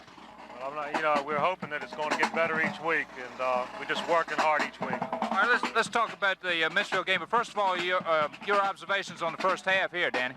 Well, the quarterback's pretty good, but, they talk about how good a passer he is, but he's got great blocking in front of him on pass protection. He's got great pass protection right now. Good faking on that pass, a couple of those long pass plays also. Yeah, he's a real good quarterback, like they said, but I'm really impressed with their offensive line and their defense right now. Okay, let's talk briefly about that game last night, 48-6. What went well for you? Well, we ran the ball real well last night, and Aaron Matthews continues to get better each week with his passing, and I'm not sure teams can set on our run anymore like they could at the start of the year. Okay, who were some of the primary targets last year? I didn't get a chance to see the game. Well, he threw, to Brian Gerzak and Aaron Monday, and I think they caught 7 of the 9 passes. 2 big targets. 2 great targets, 2 hard-working kids. Do y'all have Wilson on the schedule this year, Danny? No, we don't have Wilson on the schedule. I think they're Division 5, and so we won't get a chance to play them regardless of what the situation is. All right, big game next week coming up against Kick-Tan Warriors. What about that one? Kick-Tan's greatly improved the last couple of weeks. They beat Bethel and they beat a good Norview team, and Norview's always got a good team with Ken Whitley, and it's going to be a big game, and the new stadium's going to be open, so we're looking forward to that. Let's talk about that new stadium. For those that might not seen what's going on down there, I think it's one of the top stadiums in the state of Virginia, and I'd like to welcome everybody to come out there next week, September 29th, next Friday night. Yeah, I think it would be a happening, to be out there, to be the first people in the stadium, because it's an awesome sight. And when you see the lights on it at nighttime, it just lights up all downtown Wythe. The lighting is greatly improved over what we had there before at Darling Stadium. Oh, yeah. The lights now, you can see the lights coming out of Hampton High School. It looks like, 12 o'clock in the afternoon. Danny, what about the rest of the season for the Crabbers? Well, we're just going to try to improve each week and hope, the situation takes care of itself. And we think if, we play good football and work hard at practice, we'll be all right. Okay, Danny, thanks for coming down and talking to us. Danny Mitchell.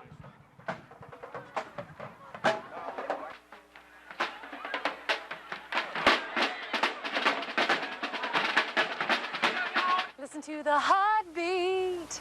There's really something to sing about here at Hampton Chevrolet GOG Eagle. You pay what we pay the factory. Actual dealer invoice, plus up to $1,000 factory rebate to you on every Hampton Chevrolet and Hampton GO new 1989 car and truck, and every new 1989 Hampton Jeep Cherokee. Yes, you can at Hampton Chevrolet GOG Eagle, 2 blocks east of I-64 on Mercury Boulevard. Tim Cole, Bob Hintz, and A.G. Womble here at Todd Stadium. This game played Saturday afternoon, the 23rd of September.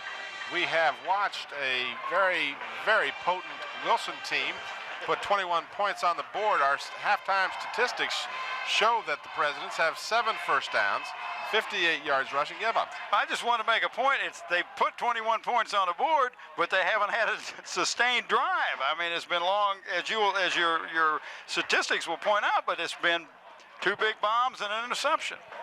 it's been very opportunistic by the Presidents. Oh, absolutely. AG's going to, AG, what do you got down there? Before I do my stats, let's get to the important stuff. Uh-oh. All right, Jim Bob, it's not a happy moment right now, but the game is not over, and we got some young ladies here that are going to try to turn this game around. Who do we have here? Connie Barrett, Deanie Drew, Lisa Witz, Marie Taylor. All right, Connie, what's it going to take in the second half to turn this game around? I don't know, as long as they keep up their confidence and just try their hardest, I have a feeling we can come back and win this. This team's been coming back all season. The opening game we lost, but since then things have turned around. What's been the difference? I guess our playing abilities. We're going to come back, though. We'll do it. Can we get a special cheer here to help them in the second half? Sure. All right, let's go.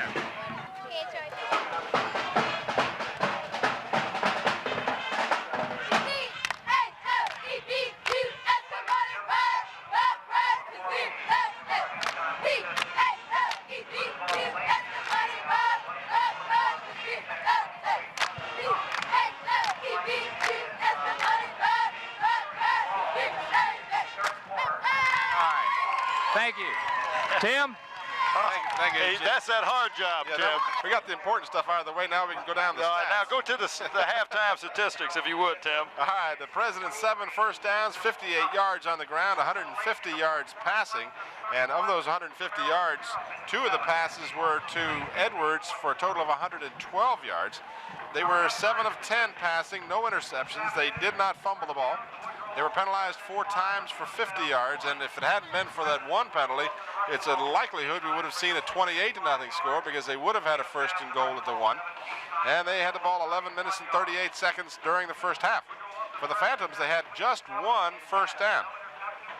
They had 30 yards rushing, just 3 yards passing, 1 out of 3, with a 1 interception situation for Andre Ross. They fumbled the ball once, they lost it. They were penalized 2 times for 15 yards and had the ball 12 minutes and 22 seconds. Right. For the Phantoms, they had only 1 runner who had any success at all, and that was Turner. He had 8 carries for 18 yards, 12 yards for Giles on 5 attempts, and no yardage for Ross on 3 carries. AG, what you got for us?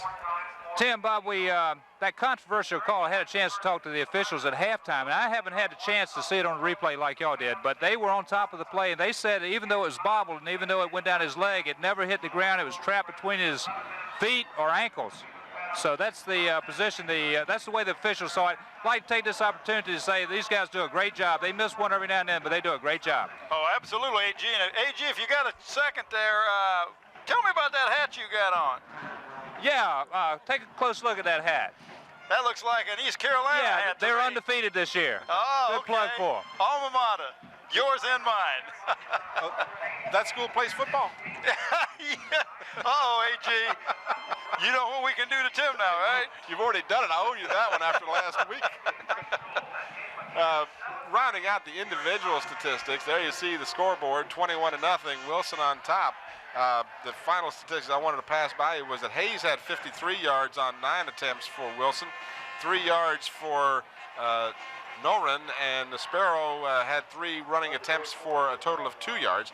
And as I said, he spread the wealth on his pass receivers. 2 passes to Edwards for 112 yards and 1 touchdown.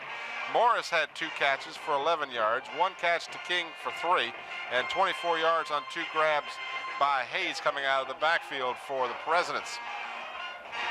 3 minutes remaining before we get this second half underway. Coach, you're in the Phoebus Phantom locker room right now. You're Bill Dee, and what do you tell your boys? Well, first of all, you got to get on your defensive lineman. You're going to have to put a little more pressure on the quarterback Sparrow, and you might have to do that by running some stunts, some linebackers shooting the gaps and doing some crosses in your line to put a little more pressure on Sparrow. Your defensive backs have got to watch that ball and not go for the fake.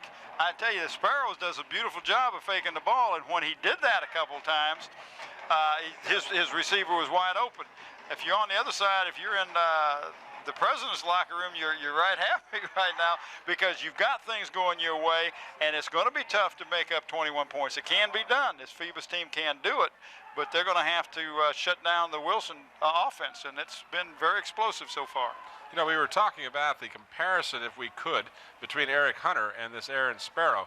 Hunter, of course, a taller quarterback, not particularly mobile in the sense that you wouldn't look for him to do the option plays per se.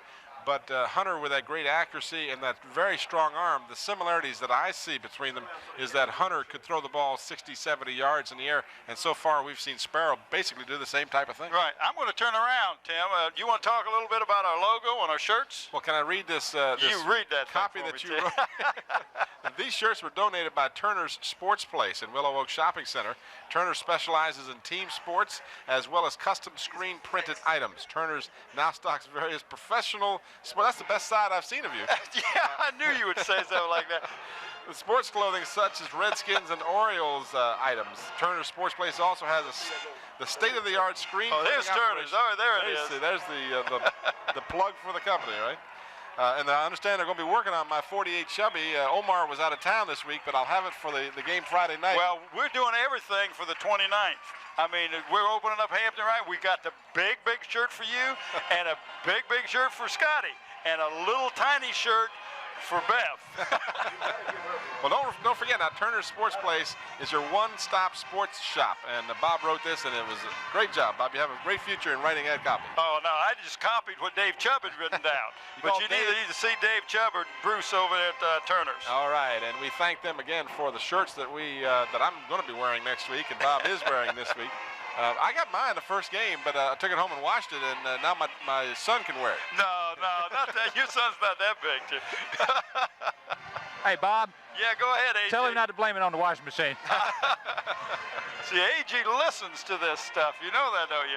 Don't talk anything bad about East Carolina or anything bad about his hat. Well, is East Carolina playing today? Are they in a game today? Yeah, they're playing today. I don't know who they're playing, but they are playing today. You don't know who they're playing? What kind of supporter are you? All right, there you see the Phantoms coming out on the field. The Wilson Presidents have also returned, and we will be starting the second half here momentarily at Todd Stadium. And we will be doing another game that we'll have for you this week. I'm not sure exactly of the airing times for these two games, but this game obviously will be aired during the week, as will the Bethel-Denby game. We were here at the stadium. We got here early today, and we were talking about it and realized that Bethel was playing Denby tonight, which should be a real good ball game. Oh, it's going to be an excellent ball game. 2-1 each of the two teams, so we decided, what the heck, might as well stay here and shoot the whole day at Todd Stadium. Well, I would like to see this Denby team. They beat Hampton in that first game, and of course Hampton moved the ball up and down the field, but you can't give the ball up inside the 20 a couple times like they did. But it takes a decent team to score even on the Crabbers when you put the ball at. So, this is a big test for the Bethel Bruins, because both of those teams, right now, Denby is #1 in the district. So if they win tonight, they would stay there. But if Bethel knocks them off, now we got Hampton, Bethel, and Denby all with one loss. So, it puts a tie. So it's a big game in the standings. While we have a moment here, let's run down the standings as they are in the Peninsula District. Coming into this game, well, let's see, I thought I had the standings, but in fact I have the state standings here. Well, you don't want the state standings. Well, let's talk a little bit about Phoebus, what they have after today. They have to play a good Ferguson team, and then they have to go against Hampton the week after next. Then they have Kickoff, and then Bethel, and then Denby. So they don't have an easy schedule. Their schedule is going to be tough right on through the end of this season. I mean, you talk about starting with Wilson, and then you got to go through Ferguson, Hampton, Kickoff, Bethel, and Denby. Yeah, well, we talked last week about the parity on the peninsula and among these teams. You don't just have one good team or two good teams. You've got a lot of good teams. Denby is up there. Bethel's got a good team in spite of their loss last week to Kickoff. They have nothing to be ashamed of in that loss, because Kickoff's got a good team. Yes, they do. Hampton's got a good team. Phoebus has got a good team. They're not playing up to their capabilities in the first half here, but there's still a whole second half of football to go. So it'll be interesting to see how they finally end up. In the state standings, as I started to mention, T.C. Williams is the first place team. Hampton is 5th. And also getting other receiving points mentioned is Denby, Phoebus, and Bethel. So they have gotten the attention of the state standings as far as these teams are concerned. And Phoebus is not out of this game yet, in spite of the fact they're down by 21 points. They're going to have to come back, though. Now they've got to make something happen on this first possession. They've got to set the tempo on this first possession. And I want to set the tempo here. I want to wish a happy birthday to Chap Hopkins of Phoebus. He's number 1 on the Phoebus team, and it's his birthday today, so we'll take a birthday wish. I feel like I'm doing one of the Orioles games. Brooke Robinson is here and live. All right, Phoebus will get the ball. Turner has it at his 5. Across the 25 out to the 29-yard line, so the Phantoms will have good field position. They had good field position early in the game.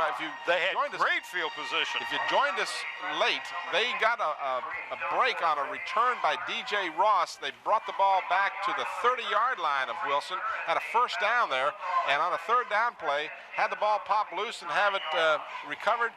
And that turnover more or less took the steam out of Phoebus, and we'll have to see whether or not Bill Dee's troops can regroup here as they'll start from their 29, trailing by 3 touchdowns. And I see Chris Black is playing the center position. So that's good news for the Phantoms, as he was injured at the close of the first half, but is back to play here in the second.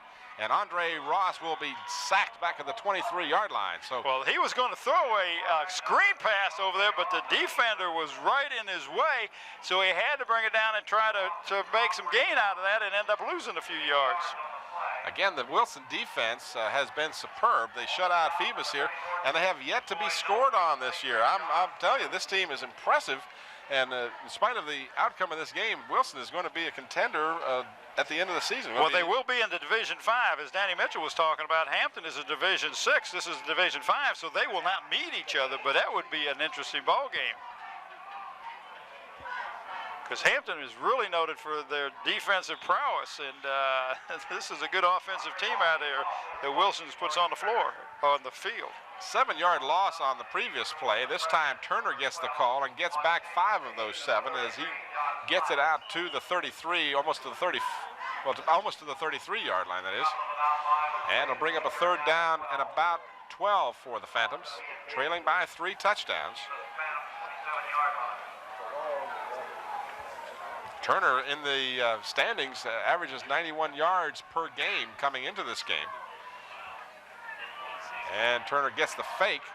Ross has time, now steps up and is going to scramble for his life. He's being chased to the sidelines, finally moves upfield and goes out of bounds, but not before he gets... Oh, he's close, Tim, but I don't think he quite made it. No, I think he's going to be about a yard short of the first down. They're going to say he stepped out at the 38, and he needed to get to the 39. So it comes up as a 4th and 1. Is this a time that you might take a chance? Well, you might take a chance with it 4th and 1. They may bring it over and measure it, so we'll find out just how far they have to go, as we'll see on the replay. He ran for his life. He got out of a position there, and a nice stiff arm there. He had lost his balance, and you can see he's saying, whoa, wait a minute, let me get around this corner. And he just about makes it. Oh, he showed great quickness there, because Yes, it looked like he was going to be thrown for a considerable loss initially. He got got out to a point where they're a half yard short of the first down. So pickup of about 11 yards on the play. They needed almost 12, so they come up a half a yard shy. And they're going for it, Tim, just like you had mentioned. Well, this is a big play for the Phantoms. If they don't get the first down, Wilson will have great field position. They tried to draw Wilson off, and it didn't work. So I'm pretty sure they did what we've seen Hampton do on numerous occasions, as well as other teams. That's one of the trademarks we've seen down the stretch. Hampton has used this irregular cadence on many occasions, trying to draw the defense off, but it didn't work this time. Well, and see, what happens is you've got the defense knowing you're going to go for it, and you've got short yardage, and you've got the defense really excited and kind of jumpy, and hopefully you can draw them offside. But that's a well-coached team that Darnell Moore has done with these Wilson presidents. I'm real impressed. Timeout comes with 10:03 remaining here in the third quarter. There you see Bill Dee with the blue shorts on, just going out of your screen now as he comes off the field. Had a chance to talk with Bill before the game, and he's always such a nice, receptive person to talk with. Bill is one of the nicer people you'll get a chance to meet in high school ball. So his team now is going to come back up to the line, and I'll be curious at this point to see, because my feelings are, if you don't make it to this point, this game is going to be pretty hard to get back into if you don't. And you got to do something to make it He's got it. Quarterback keeper. Oh, yeah, he's got it. He put the ball clear over by the, what's that, the 40-yard line? Yep. Yeah, that's first down. So a big play for the Phantoms, the quarterback keeper, as Andre Ross followed Chris Black and others and just burrowed his way forward for the first down. We'll get a chance to watch the replay. Now watch what he does with the ball. He just followed his center, Black, and but he turns and looks what he does. He holds the ball way over by the, he said that's where the ball should be down. Dangerously so, I'm sure. So the Phantoms get just their second first down of the ball game. This is Turner. Turner spins and weaves his way out for about 3. They'll mark it at the 43-yard line. Maurice Turner, as I said, coming into the game averaging 91 yards a carry. He was second in the Peninsula District to Dwayne Murphy, who had a big night last night. Had over 200 yards in that win over Menchville. During the Bethel game that we'll be covering Saturday night, we'll get a chance to see some premier running backs and the like for Bethel. It'll be interesting to see how Coach Kaz gets his team fired up for this game after that defeat at the hands of Kickingham last week. Turner, good defensive effort by Wilson. Well, they do. They swarmed that ball real well. They make him pitch the ball, and then they got 2 or 3 men out there to tackle the pitch man. Some of these two-way players, Morris, number 42, and also out there was Hayes, Winchos Hayes, number 12. So these guys are superb athletes. They don't just score points for you and move the ball, but they also play good defense. So Maurice Turner was the ball carrier, and he picked up, I would say, he picked up about 2 yards. And he comes off the field. No, that's not, I'm sorry, that's number 33 coming off. That's Kevin Giles. But they're in the power eye. Chris Moore replaces Giles in the backfield. Fake to Moore, and the flanker around is DJ Ross, and Timmy Morris had him and lost him. DJ Ross is just not going to give up, and he's going to struggle close to a first down. What an effort by DJ Ross.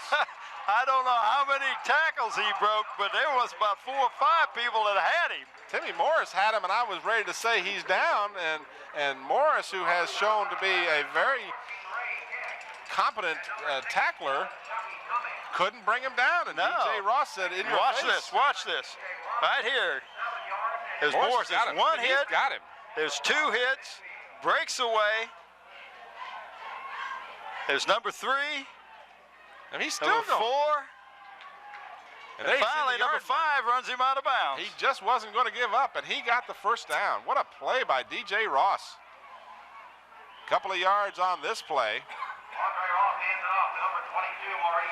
Maurice Turner gets the call as the big tailback takes it out to the 48-yard line as he crosses midfield. Actually, they mark it at the 49. Phoebus needs some little spark like Mr. Ross gave him that time. DJ did an excellent job. Ross had that big return early in the first quarter that gave them that good field position, but they were unable to capitalize on it. So the Phantoms now, second down and 9 after the yard gain by Turner. This is Ross, and he fumbles the ball but gathers it back in as he had it knocked loose and almost coughed it up but got it back. So kind of an interesting play there as they faked to the tailback and the fullback and then gave to the flanker who was in motion. We'll get a chance to see this again. Well, that's a counter play. It's coming from your wing back. You fake, and then you go in and just like a trap and a counter, but the defensive line was moving, was shifting, but the ball was snapped, and it may have messed up the blocking scheme. So that play looked like it could have gone for a big gainer. Third down and 8 after the 1-yard gain. Ross has it picked off by Timmy Morris again. Timmy Morris, who has 1 return for a touchdown, gets this one back to the 45-yard line. He just reads the eyes of the quarterback and knows where he's going to go with the ball. He is so good at that position, and also as a wideout, and that's why Coach Moore says that there's no reason why he can't make All-State at both positions. He just steps in front of the intended receiver and just picks that ball off. Timmy Morris has impressed me this afternoon with his play on both offense and defense. So the Presidents now will have the ball for the first time here in the second half. Sparrow will start from his well, actually from the Phoebus 49-yard line. This is Winchester Hayes, who stumbles forward, and a flag goes down, a late flag. Yeah, I don't know if that may have been a clip or something from the on the blocking. I'm not sure what was happening on that.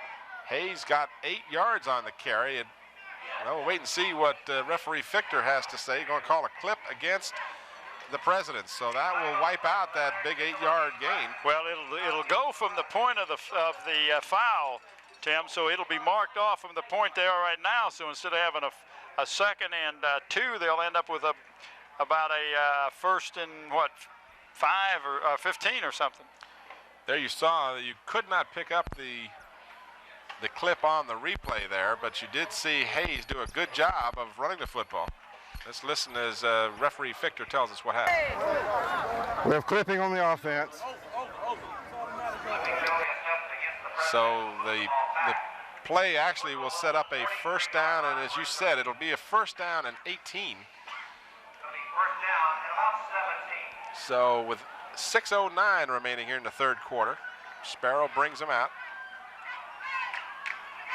1st at about 17 or 18. Sparrow again with that double fake, rolling, and now sees some daylight and runs.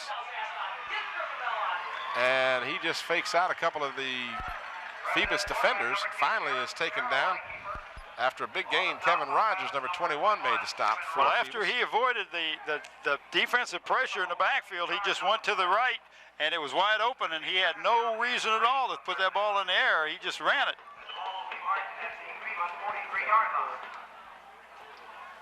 Second down and 4 as he picks up 13 yards on that little scamper. Mr. Sparrow shows you that he not only can pass the ball, but he can run when he wants to.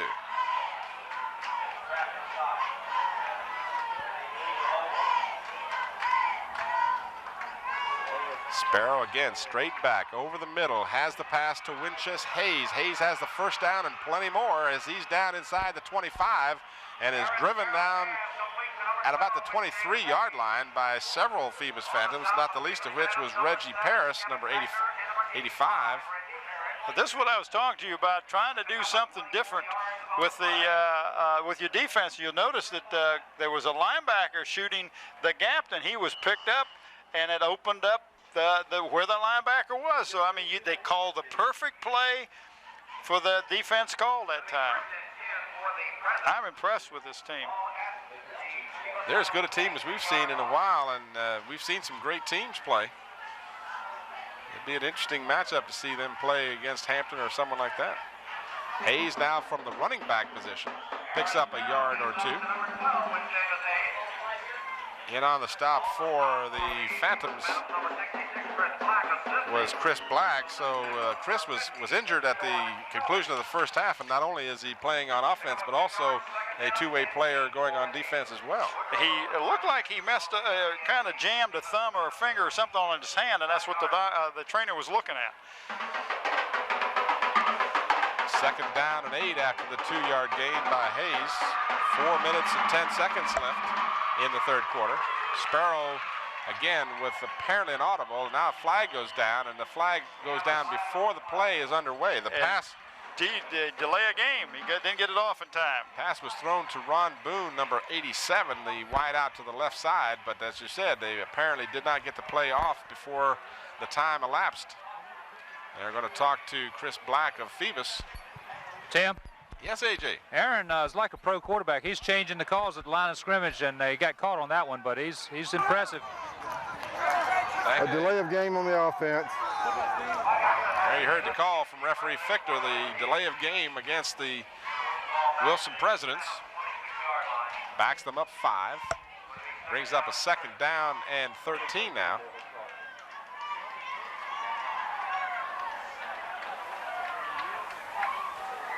Sparrow just loops the ball over the middle, completes the pass to Ricky King, number 88. And again, in on the stop for the Phantoms was Reggie Parrish, number 85. He is so cool at that quarterback spot. I mean, he is just, he's like a man playing with children out there. Yeah, and he's just a junior too, so Sparrow's going to make a lot of people nervous for the next couple of years. Especially if you're in Division 5. Just look at that, just a little old drop pass.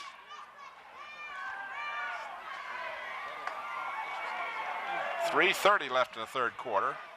All the scoring came in the first half. 21-0 Presidents. Sparrow lofts the ball in the end zone. Van Edwards, touchdown. Well, it's the defensive back on that side just keeps letting him get behind him, and you can't do that.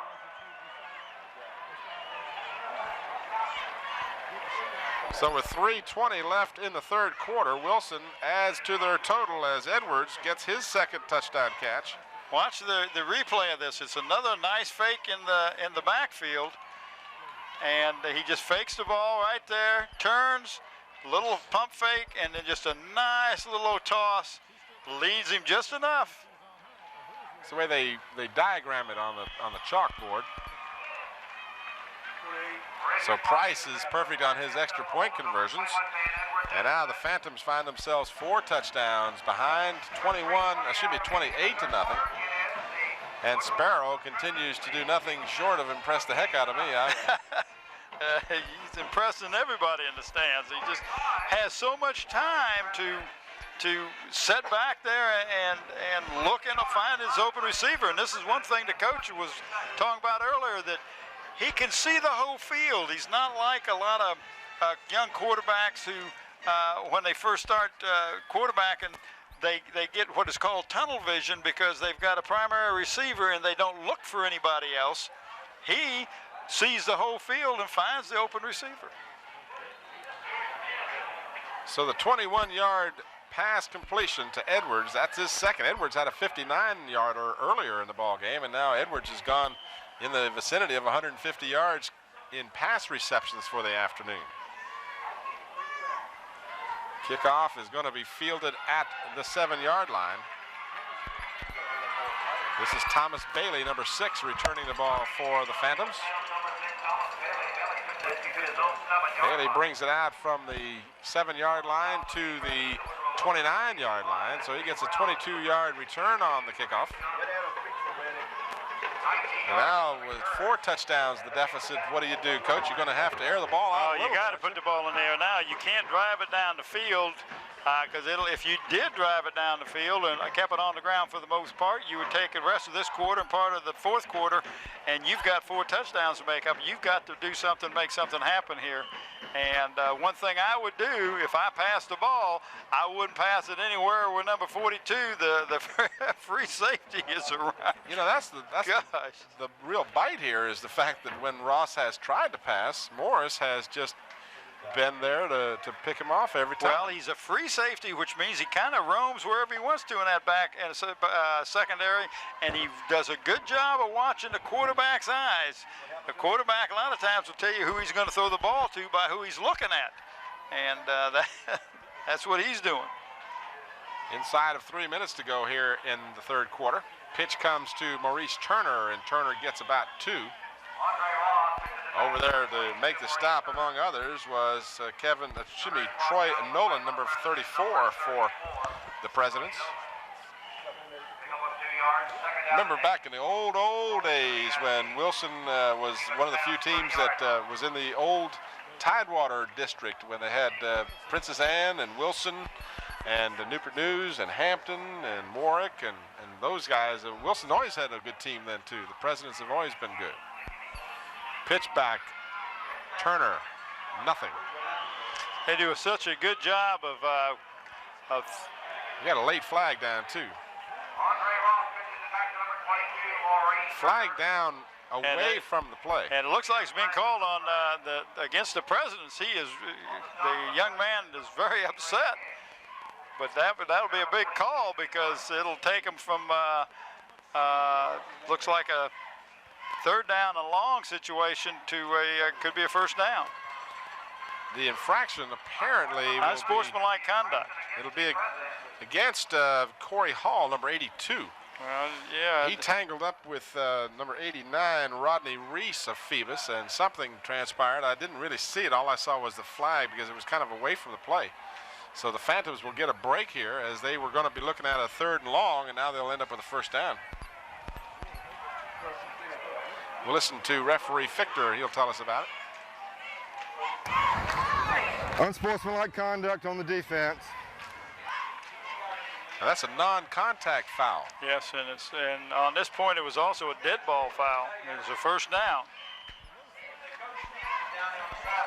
So the Phantoms get a bit of a break there, as I said. If they have any chance of getting back in this game, they've got to do something here, and they were looking at a 3rd and long, and now it's going to be 2nd down and about 8 as 2 yards on the play by 44 Chris Moore carried the ball for the Phantoms.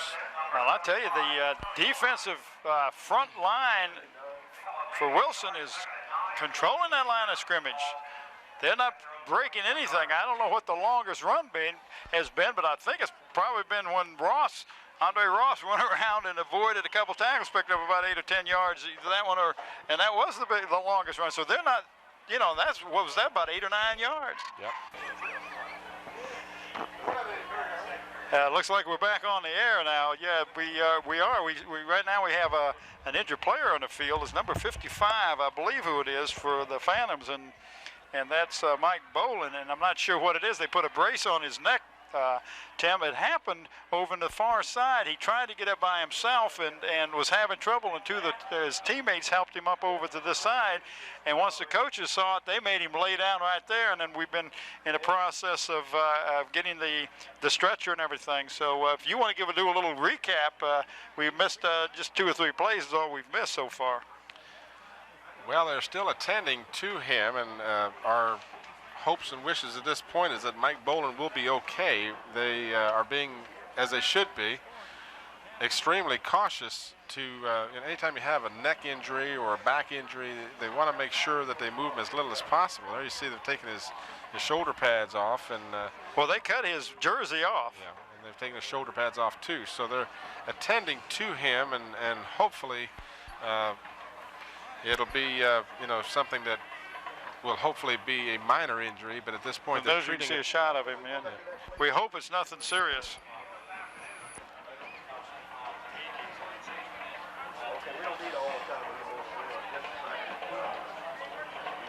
So we had a malfunction in our equipment about the same time. As you said, I think we missed 2 or 3 plays, but there were no scores and no plays of any major consequence to the game other than this obvious injury to...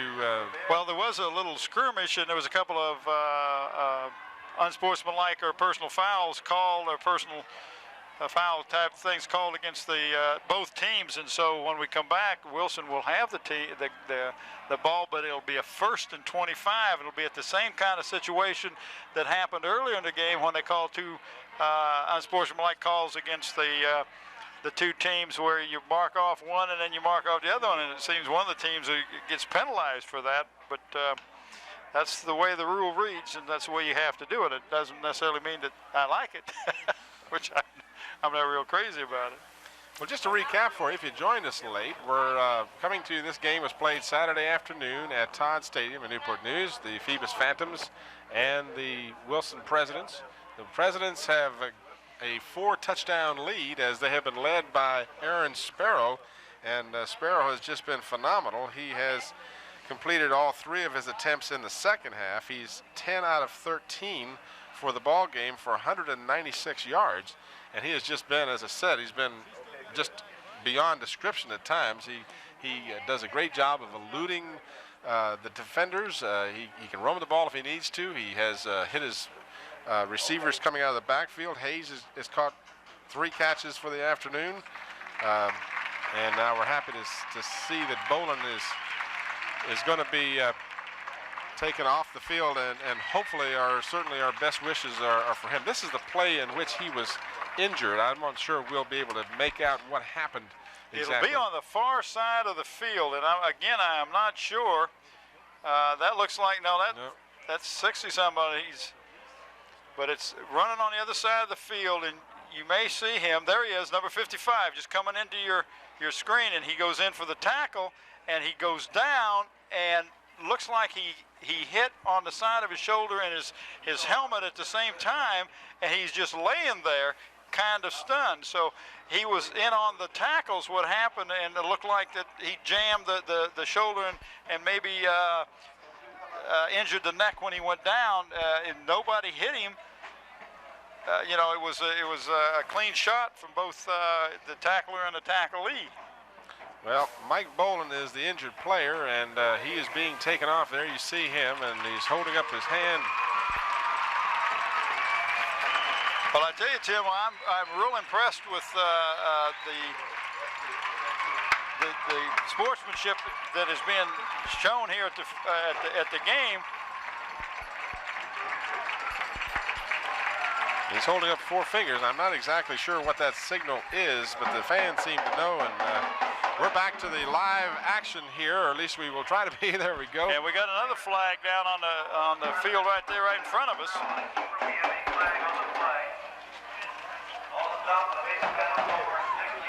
So we are back in action here. It's the 4th quarter, and there's 11 minutes and 7 seconds remaining in the 4th. And the fouls against infraction is against the Phantoms this time. Here's another fact now. We've had a stoppage in play of probably close to 15, 20 minutes. This is when cramps, I would be told, and this is a time when you have to be careful about getting cramps because they've been inactive for that time. Absolutely. So hopefully we won't have any. Here we go. Let's hear what Mr. Fichter says. They're holding on the defense. So the Phantoms guilty of holding. Well, that brings it from a 1st and 15 to a 1st and 9. The Presidents looking to improve upon their 3-0 record. They have yet to be scored upon this year. They are 120 points to the plus and no points against the defense. Sparrow gives left side and out to the 40-yard line. And that ball carrier was Bruce Deloche. That's his first call this afternoon. Number 22. Deloche getting the call as up to this point, Troy Nolan has done most of the ball carrying when Hayes was not. Winchester Hayes, number 12. So Wilson now going with some fresh backs. Excuse me, Tim. I lost my cool Bob Killing come over here. He's another Bobby Croft, if you know what I mean. He'll blow your concentration in a minute. Aaron Sparrow thrown for a loss as he was scrambling around back there. One of the few times this afternoon that Phoebus has been able to completely cover the intended receivers and to sack Mr. Sparrow. Loss of about 6 yards, so it'll be 2nd down and 16 for the Presidents. Well, one of the things I asked Coach Moore about this Phoebus team, he says last year, you remember the nose guard, Timmy Williams, was in the backfield all the time, and he's very quick, and he said that's what really hurt them last year was Timmy Williams. Sparrow is pushed and tackled out of bounds on a late hit, and there will be a flag, and that was, I'd have to say, that was totally unnecessary. And it looks like one of his own players may have been injured as a result of that play.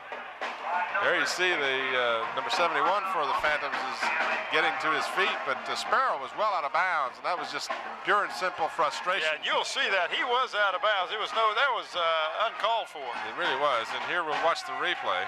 Frustration level has peaked here, I think, for the Phantoms. Well, he's been so elusive all day, he being the quarterback, Sparrow, and you can see here he makes the turn, and here he comes, number 60. He's out of bounds, and 60 go boom.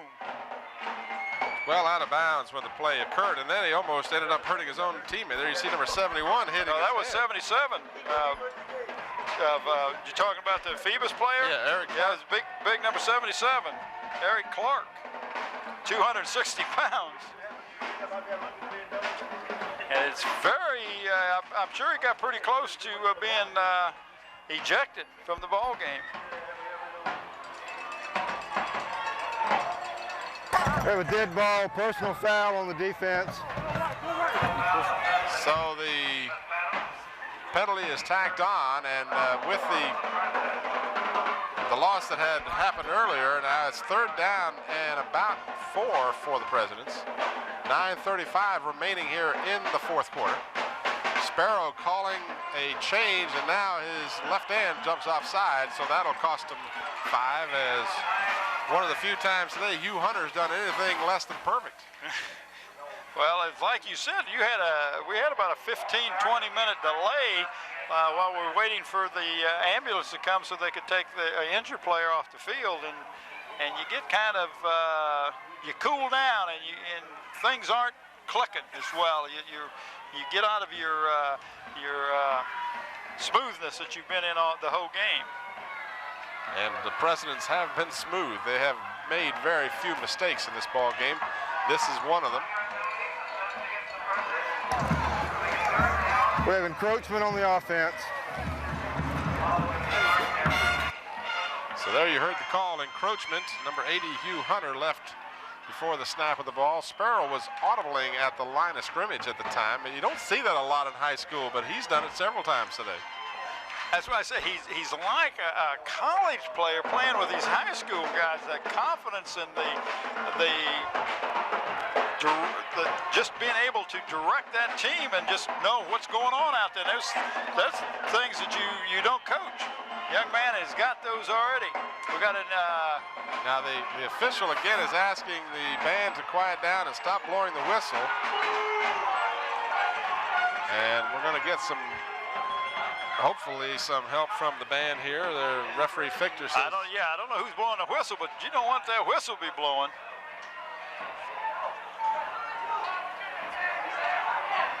Or maybe it's the music. Maybe that's the piccolo that's making that sound. He says, keep them quiet.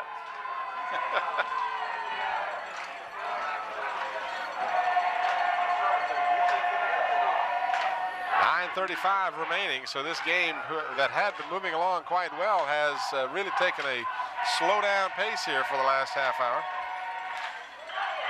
We're about set to go back to play here as it's 3rd down and 9 for the Presidents. Sparrow in an obvious passing situation.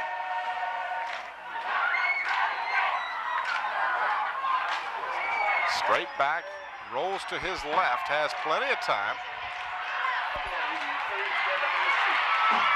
Sparrow finally spots a man open across the middle, but it's thrown actually too hard for Carlton Falcone, number 32. Well, right through his hands, didn't it? He just rifled that ball. I mean, the velocity was incredulous on the pass. There was just no way Falcone could even get his hands on it. And it goes incomplete, making it 4th down and 9. Now, 9:23. You'll watch on the replay here. You get a chance to see the mobility that Mr. Sparrow has. He drops straight back, then starts to roll to his left. He's a right-handed quarterback now, so then he rolls a little. Again, Chris Black has a shot at him here, as others, but then he just finally rifles the ball. There you see, go right through. Actually, it was an overthrown ball that Falcone, even if it hadn't been rifled, would have had a very difficult time getting his hand on. But that's one of those times when, if you kind of just took a little off that ball, Falcone might have been able to reach up and soft-hand it in, but that time it was just too hard. Oh, it really was. We got a timeout on the field because there's a 4th down and 11, or I'm sorry, 4th down and 9, and very well, you know, if you're the Presidents, you might not want to kick the ball. Go ahead and see if you can't get that 1st down. Keep the ball out of the hands of Phoebus. All right, with a timeout on the field, we're going to take a pause and a message from Anna's Pizza of the Buckrow Shopping Center.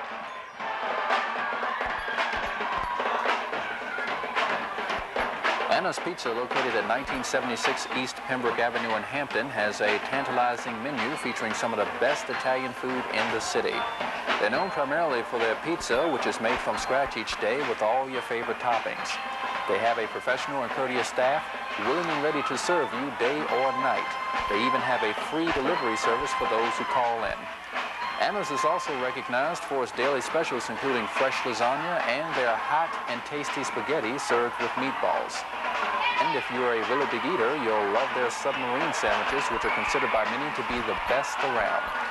Anna's is open 7 days a week from 11 a.m. until 11 p.m. Monday through Thursday, also on Friday and Saturday from 11 a.m. until 12 p.m., and on Sunday from noon until 11 p.m. Remember, when you think of good food, think of Anna's Pizza. They're located in the Buckrow Shopping Center of Hampton. While we were away, there was a play run. Sparrow scrambled around and was thrown for well, not a loss, but he was stopped before he got the 1st down. But there are 2 flags on the play. There's a clipping call as an initial indication against Wilson. Then I believe we're going to see a dead ball foul penalty at the end of the play further downfield. Now that's a unnecessary roughness call against the Phantoms. There you see the referee, Mr. Fichter, was giving us the indications, and I'm not sure exactly how they'll sort this out. If they'll mark off the first 15 and then come back to the 15. Look where the first play is called from. You know, if you mark off 15 from that point and then you add 15 the other way, you're right back where you are, and it's back to a fourth down again. But one was a dead ball foul and one was not. So you turn the ball over. If you do not take the penalty, if you're Phoebus, you don't take the penalty, the ball's yours. Then you are tacked on a 15-yard penalty, you got a first and 25.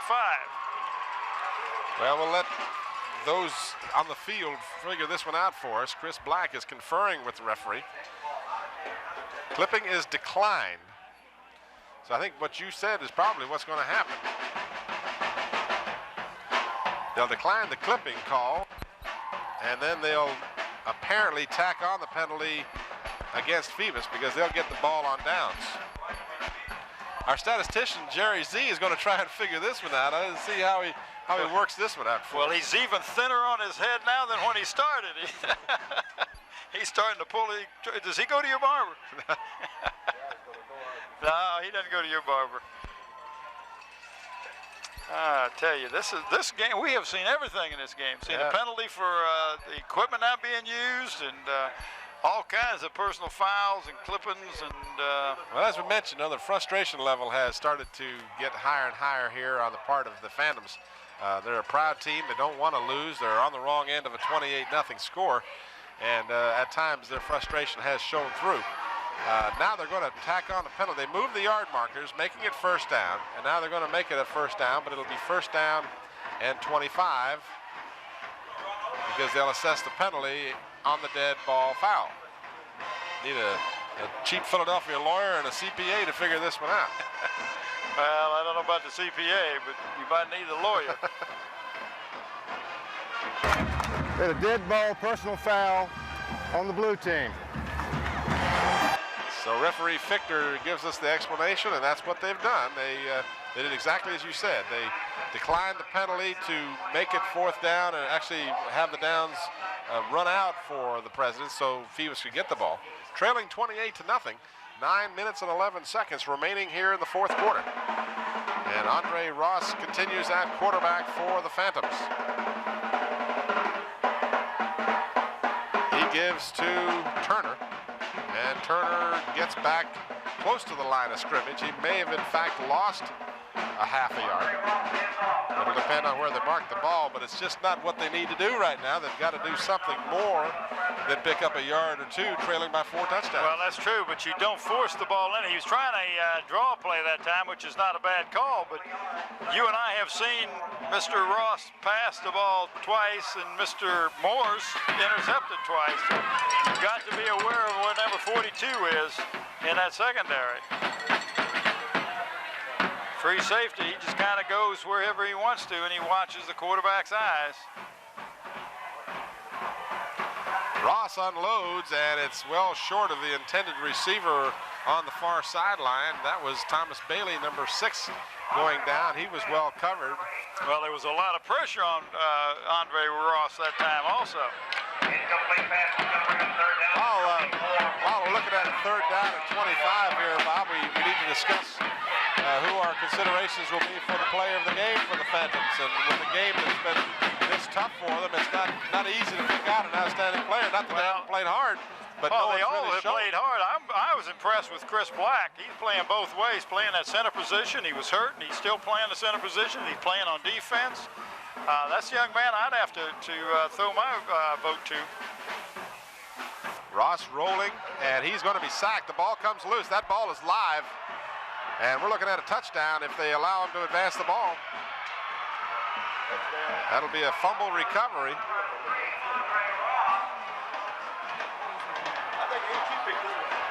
Ross was sacked, and that ball came loose. Well, what happened was he was being chased. He did not see the guy coming from his blind side. He turned his shoulders to throw that ball with his right hand and was hit hard. As you'll see, he makes a fake, and then he just rolls to the left, and here comes number 82, boom, and the ball is loose. As he turned, he was met. I mean, he decked Ross. I'm surprised Ross even got up after that one because he was really nailed. And then the ball was taken in for the touchdown, but I don't have a name to go along with number 44 there. So no, it wasn't 44. I think it was 84 that made the tackle. No, I'm talking about the fumble recovery. Oh, no, I don't have him either. Oh, here he is. Yeah, right there we go. Rivers, Jamar Rivers, number 44.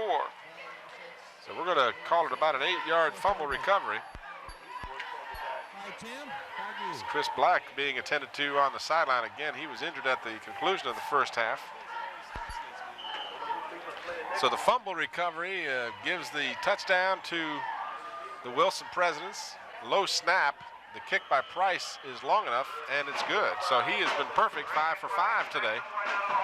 And with that conversion now, the Phantoms see themselves on the wrong end of a 35-0, and Wilson is rolling along. This is their fourth opponent, and they've just demolished whoever they have played. This team has moved its stock up in the state. Where is it listed in the state, in your state standings, Tim? Well, Wilson. Look at that shirt, WHCS Sports 29. Who is that masked man? Oh, that's AG. The man with the pirate hat on. AG, who is going to be a consideration there? Well, we got you on the spot. Well, the one bright spot in the game was DJ Ross's 5-tackle break. That's a good point. That's a good point. DJ has done that's about the best offense they've been able to muster all day, and then he had done a good job returning the ball earlier, so that's not a bad choice. I have to go along with you on that, AG. Incidentally, Bob, you asked me where was Wilson in the state standings. They are 7th coming into this game, right behind the Hampton Crabbers. And boy, would that be a matchup I'd love to see. 12-yard line. Looking for a hole. Thomas Bailey out close to the 29-yard line. 7:55 remains here in the fourth quarter. And Wilson has blown this game wide open. If it wasn't before, it is now 35-0. And right now, you just want the 7:55 to disappear and get on the bus, get back, and face Ferguson next week. Pull up your britches and go to work. We do want to pass out congratulations to York High School, who defeated Ferguson Thursday night. And Friday night, the Hampton Crabbers beat Menchville, and the Kickotan Warriors beat the Norview Pilots. And Warwick came back and defeated Lafayette late in that game. 13-12, I believe, was the score on that game. So our congratulations to the winners around the Peninsula District. And Wilson looks like they'll walk off this afternoon, barring a miracle, with a victory over the Phoebus Phantoms. Game to be played this evening. Of course, this game on tape delayed will have already been played, but that game between Bethel and Denby, a game we intend to do if our equipment holds up. And we'll have that game for you. Well, we lost a machine earlier there about the same time that... well, as long as we don't lose AG. And again, our concerns go out to Mike Boland. We hope that he has a minor injury and is going to be okay. We are greatly concerned for his well-being, and I hope he's okay. Again, Ross is sacked. Now, he should be, okay, I was going to say, he did cough the ball up, but that was well after he hit the ground. So. Well, that's number 82, and that's Corey Hall, and that may have been the one that caused the fumble. I think he did. I think you're right. He caused the fumble, and then Rivers picked it up and raced in with it. But, I mean, there was 2 or 3 defenders back there could have blocked. Nobody seemed to be blocking for him. He just overpowered the defenders, went in there and made the sack.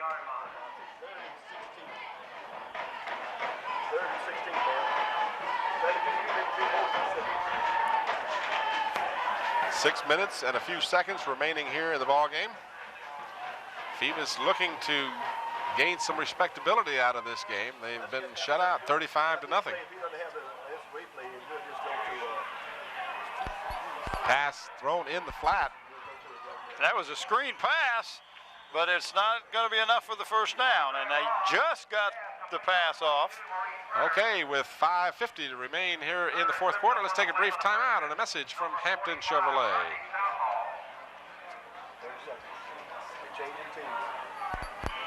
Listen to the heartbeat. There's really something to sing about here at Hampton Chevrolet GOG Eagle. You pay what we pay the factory. Actual dealer invoice, plus up to $1,000 factory rebate to you on every Hampton Chevrolet and Hampton GO new 1989 car and truck, and every new 1989 Hampton Jeep Cherokee. Yes, you can at Hampton Chevrolet GOG Eagle, 2 blocks east of I-64 on Mercury Boulevard. Back to the live action. The punt is taken by Carlton Falcone. Took it at his 38-yard line and returns it out across the 45 to about the 47. And that's where, right, well, they will mark it closer to 46. That's where the Presidents will have it with a 35-0 lead and a little more than 5 minutes remaining here in the fourth quarter. Again, we remind you that coming up this Friday night will be the inaugural game held at the new Darling Stadium, and we will be there for that big clash. And we all have a shirt on. And kicking it. Well, I think I lost my shirt on this game. We will have shirts on that says WACS Channel 29. I don't think they care. They want to see a game. Yeah, I know, but we're going to look sharp. And Mr. Sparrow has come out of the ball game now for the Presidents in some effort to show a break here to the Phantoms, as Corey Gauze, number 20, has checked in at quarterback. Our producer, Mr. Dr. Sam Stills, wants to know if everyone's going to have a shirt, because there's several people. I told you we had a real big one, 2 real big ones, and a little tiny one. For Bev. Here you see the replay as Gauze is the quarterback. He hands off to Falcone, and Falcone runs laterally and loses 3 yards. 4:24 left. Gauze, big tall quarterback, looks over, throws up a Hail Mary. He's got double coverage on his intended receiver. That was Morris down there, number 42. And we got another flag on the play. So Gauze, who, as I said, is right tall. He's 6'3", 171-pound junior. Can you imagine what my name would be spelled like if I didn't get Bev a shirt? It would be Bob Chump or something, right? Or Mud. Bob Mudd. We get a chance to watch this play again, and they're talking to the Presidents, so apparently the penalty would be against the Phantoms. There you see, it's kind of like a Hail Mary as Gauze just kind of threw it up for grabs, and Morris actually did a good job to tip it away from one of the Phantoms, because it looked like Phoebus might, in fact, intercept. But the situation will be that the Phoebus team will be penalized, and referee Fichter will tell us in just a moment what that penalty is. It may have been roughing the passer after he had passed the ball. I don't know. Personal foul, roughing the passer on the defense. Automatic first down. You are on target today, fella. I'm gonna bask in this. I'm usually wrong. Now, when a flag is thrown in that position, that's basically what it's either going to be holding or that, and it was against Phoebus, so it had to be roughing the passer. Gives the Presidents a first down at the Phoebus 42-yard line. The pitch back goes to Falcone, and Falcone, carrying that ball like a loaf of bread, is tackled to the ground for a loss, or at least a short gain at best. And Sean Davis, number 32, was over there on the stop.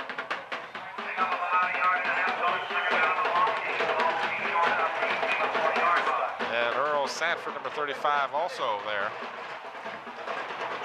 Pickup of about a yard for the Presidents. Clock continues to move now. 3:40 remains in the ball game. 35-0. This is Falcone again. Falcone will get down to the 35-yard line of Phoebus. Tackled by several of the Phantoms. Among others was the birthday boy, Chad Hopkins, number 1 in the stop for Phoebus. Certainly seems appropriate if it's his birthday. We should at least mention his name as being in on a play when he was. Especially when he was. That's right. So we remind you again, I got kind of sidetracked, but don't forget now, that game Friday night, the 29th at Darling Stadium, is going to be a big one. And right now, with a timeout on the field, we're going to take a brief pause for this message from Anna's Pizza in the Buckrow Shopping Center. I hope you guys have the way to sit. I hope you have the way to sit out there in the press box. Like it. There's been much to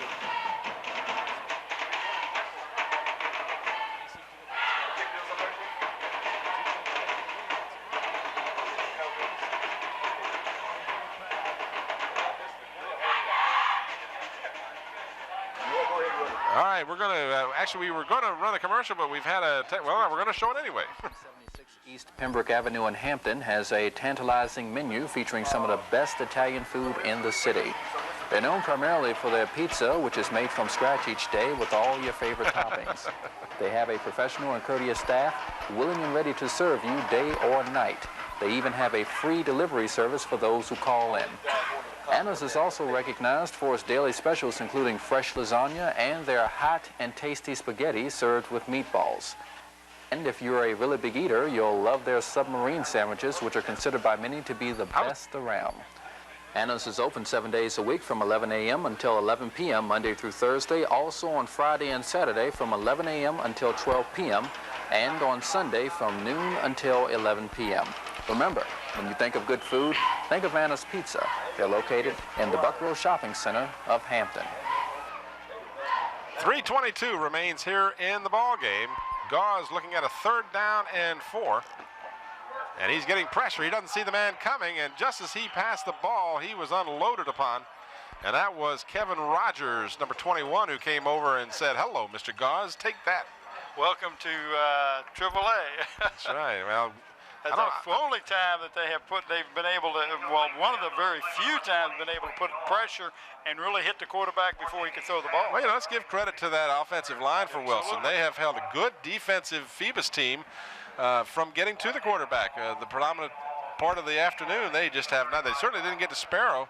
Sparrow had enough time, as you said, to make dinner and everything else back there a couple times, but give credit to his line. His line did a good job. I think he sent a couple postcards one day. Now, that's not to in any way belittle the Phoebus attempt, because they've certainly been doing their best to try, and a good effort down to the 1-yard line. He just took that ball away from the defensive man and almost went into the score. The catch is made by Sanford Dowell, number 83, and it's going to give the Presidents a 1st down at the 1-yard line with 3:03 to go, and again, the Presidents knocking on the goal line. So the Phantoms have tried all afternoon. Bill Dee knew his team was in for a test, but I don't think he had any idea that this Wilson team, rather, was as strong as they are. Well, and I don't believe Phoebus is playing as well as they could play either. There's Falcone, and he's in for the touchdown. So a 1-yard drive, or at least a 1-yard run for Falcone at 2:44 to go in the ball game, and Wilson pads their score.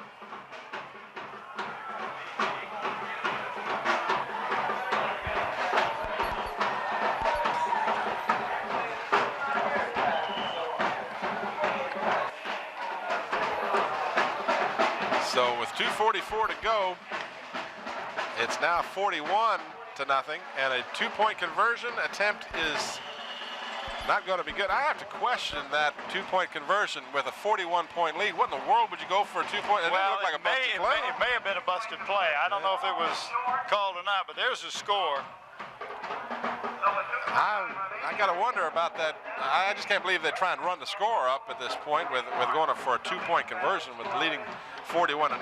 Maybe it was a busted play. I hope so. I wouldn't want to think that they would do that. Yeah. 7 plays, 53 yards, 2 minutes and 42 seconds. And you better thank Jerry Zopoulos for that. The man was over here, had his shoes off and counting on his fingers and his toes to get the right time for you, 2 minutes and 42 seconds. Yeah, now, would you mind putting your shoes back on, though, Jerry? So a small crowd came over here from Portsmouth to watch Wilson play, but those that came will certainly go home with a smile on their face as the Presidents continue to roll, and they will undoubtedly move up in the standings in the state, although they certainly would be hard-pressed to do any advancing on Hampton, with Hampton being a obvious one-sided victor over Menchville, 48-6 Friday night. But this game has impressed me, and I'm telling you one thing, this is the best Southside team I've seen in quite some time. Ooh, they are really impressive. And that includes, obviously, the playoffs, because we've seen Hampton and other Peninsula teams advance to the playoffs the last several years, and Wilson just looks awesome. Norview's come over here, and Kempsville we've seen play a couple of times. Nothing like this team. Bailey returns the ensuing kickoff for the Phantoms. They'll mark it at the 35-yard line. It'll be first down for Phoebus.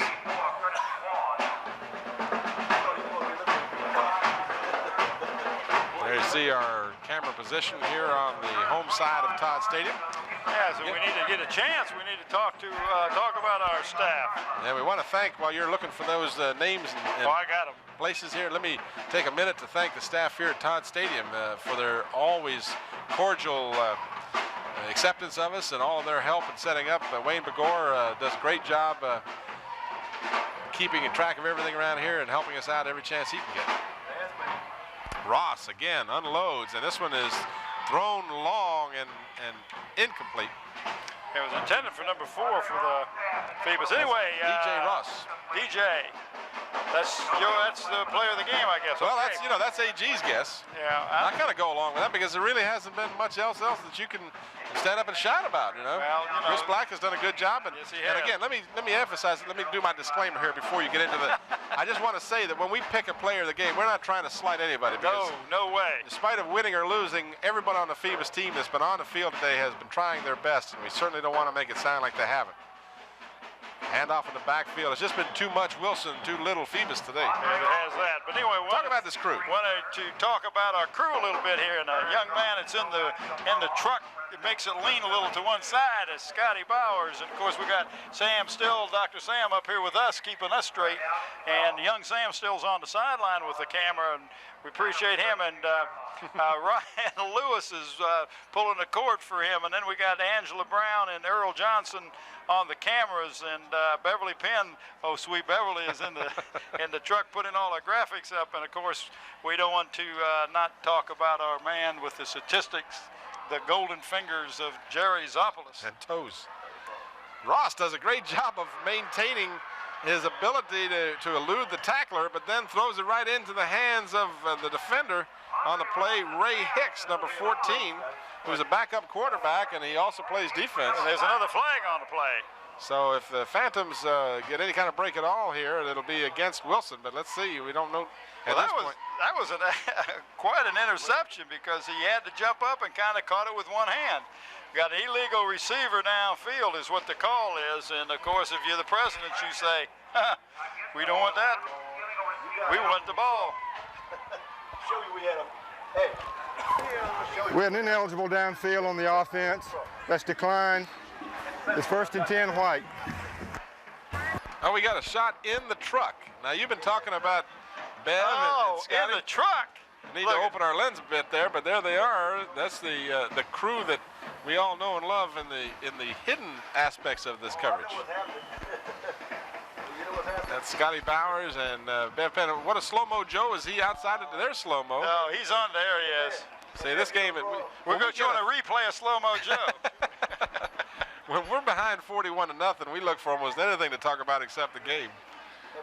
Now here's a great effort by Ross. He's just been snake betting all day, as an equally great effort by Ray Hicks makes the interception. So we're gonna let you get a chance to see how our slow motion man, Joe Lewis. Well, that's not slow-mo. That's okay. That's a shot of the slow motion screen. There, as you see, and slow-mo has all of these different screens to pick from. This is big time, folks. You don't get a chance to do this on NBC or anything, you know. That's right, and you don't get a chance to get slow-mo on camera very often either. Now while we're having a good time up here, he's watching everything on the play and recording it for your second look. And it helps us too, because we thought that one ball hit the ground. It looked like it hit the ground, but the referee said he pinned it right on his foot. Well, you know, that's what I said. Remember, the only thing I can think of, because we saw it drop down towards the ground. There's a good shot. Oh, look at that shot. They opened up the door and got a little light in there. And Warren Smith like to see that. Don't leave that door open very long. Joel will escape.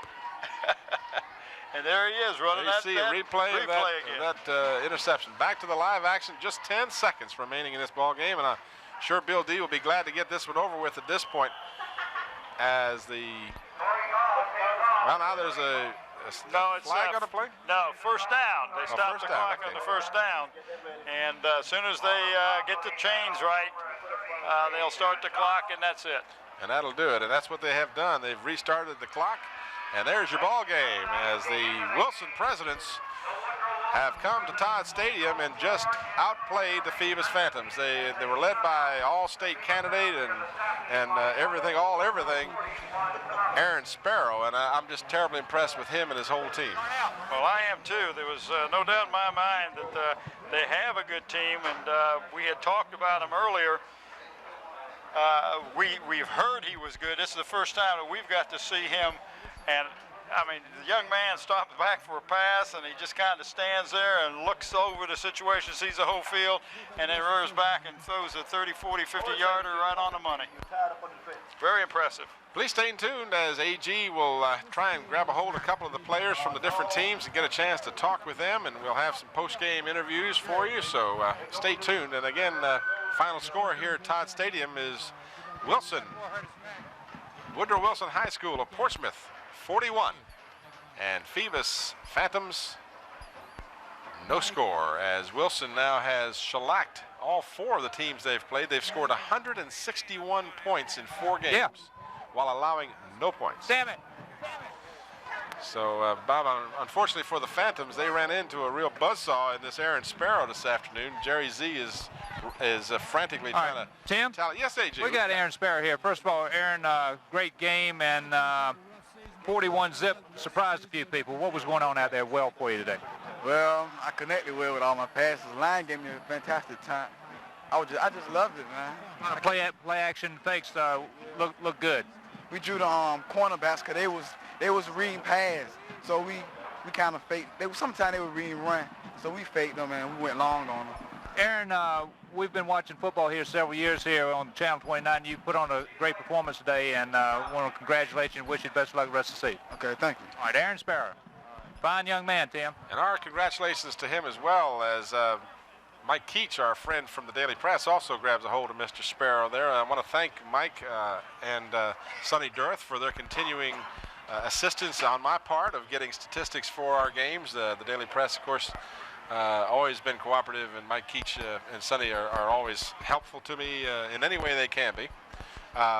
We need all the help we can get. Boy, do we ever. I'm telling you. There's Bill Dee talking to his team, and I certainly don't know what he's saying, but I would imagine he is saying something that, look, you guys, we ran into a good team. We did our best. You guys have got a good season going, and we'll be back, and, you know, all the positive things you're saying. One game does not a season make. Absolutely.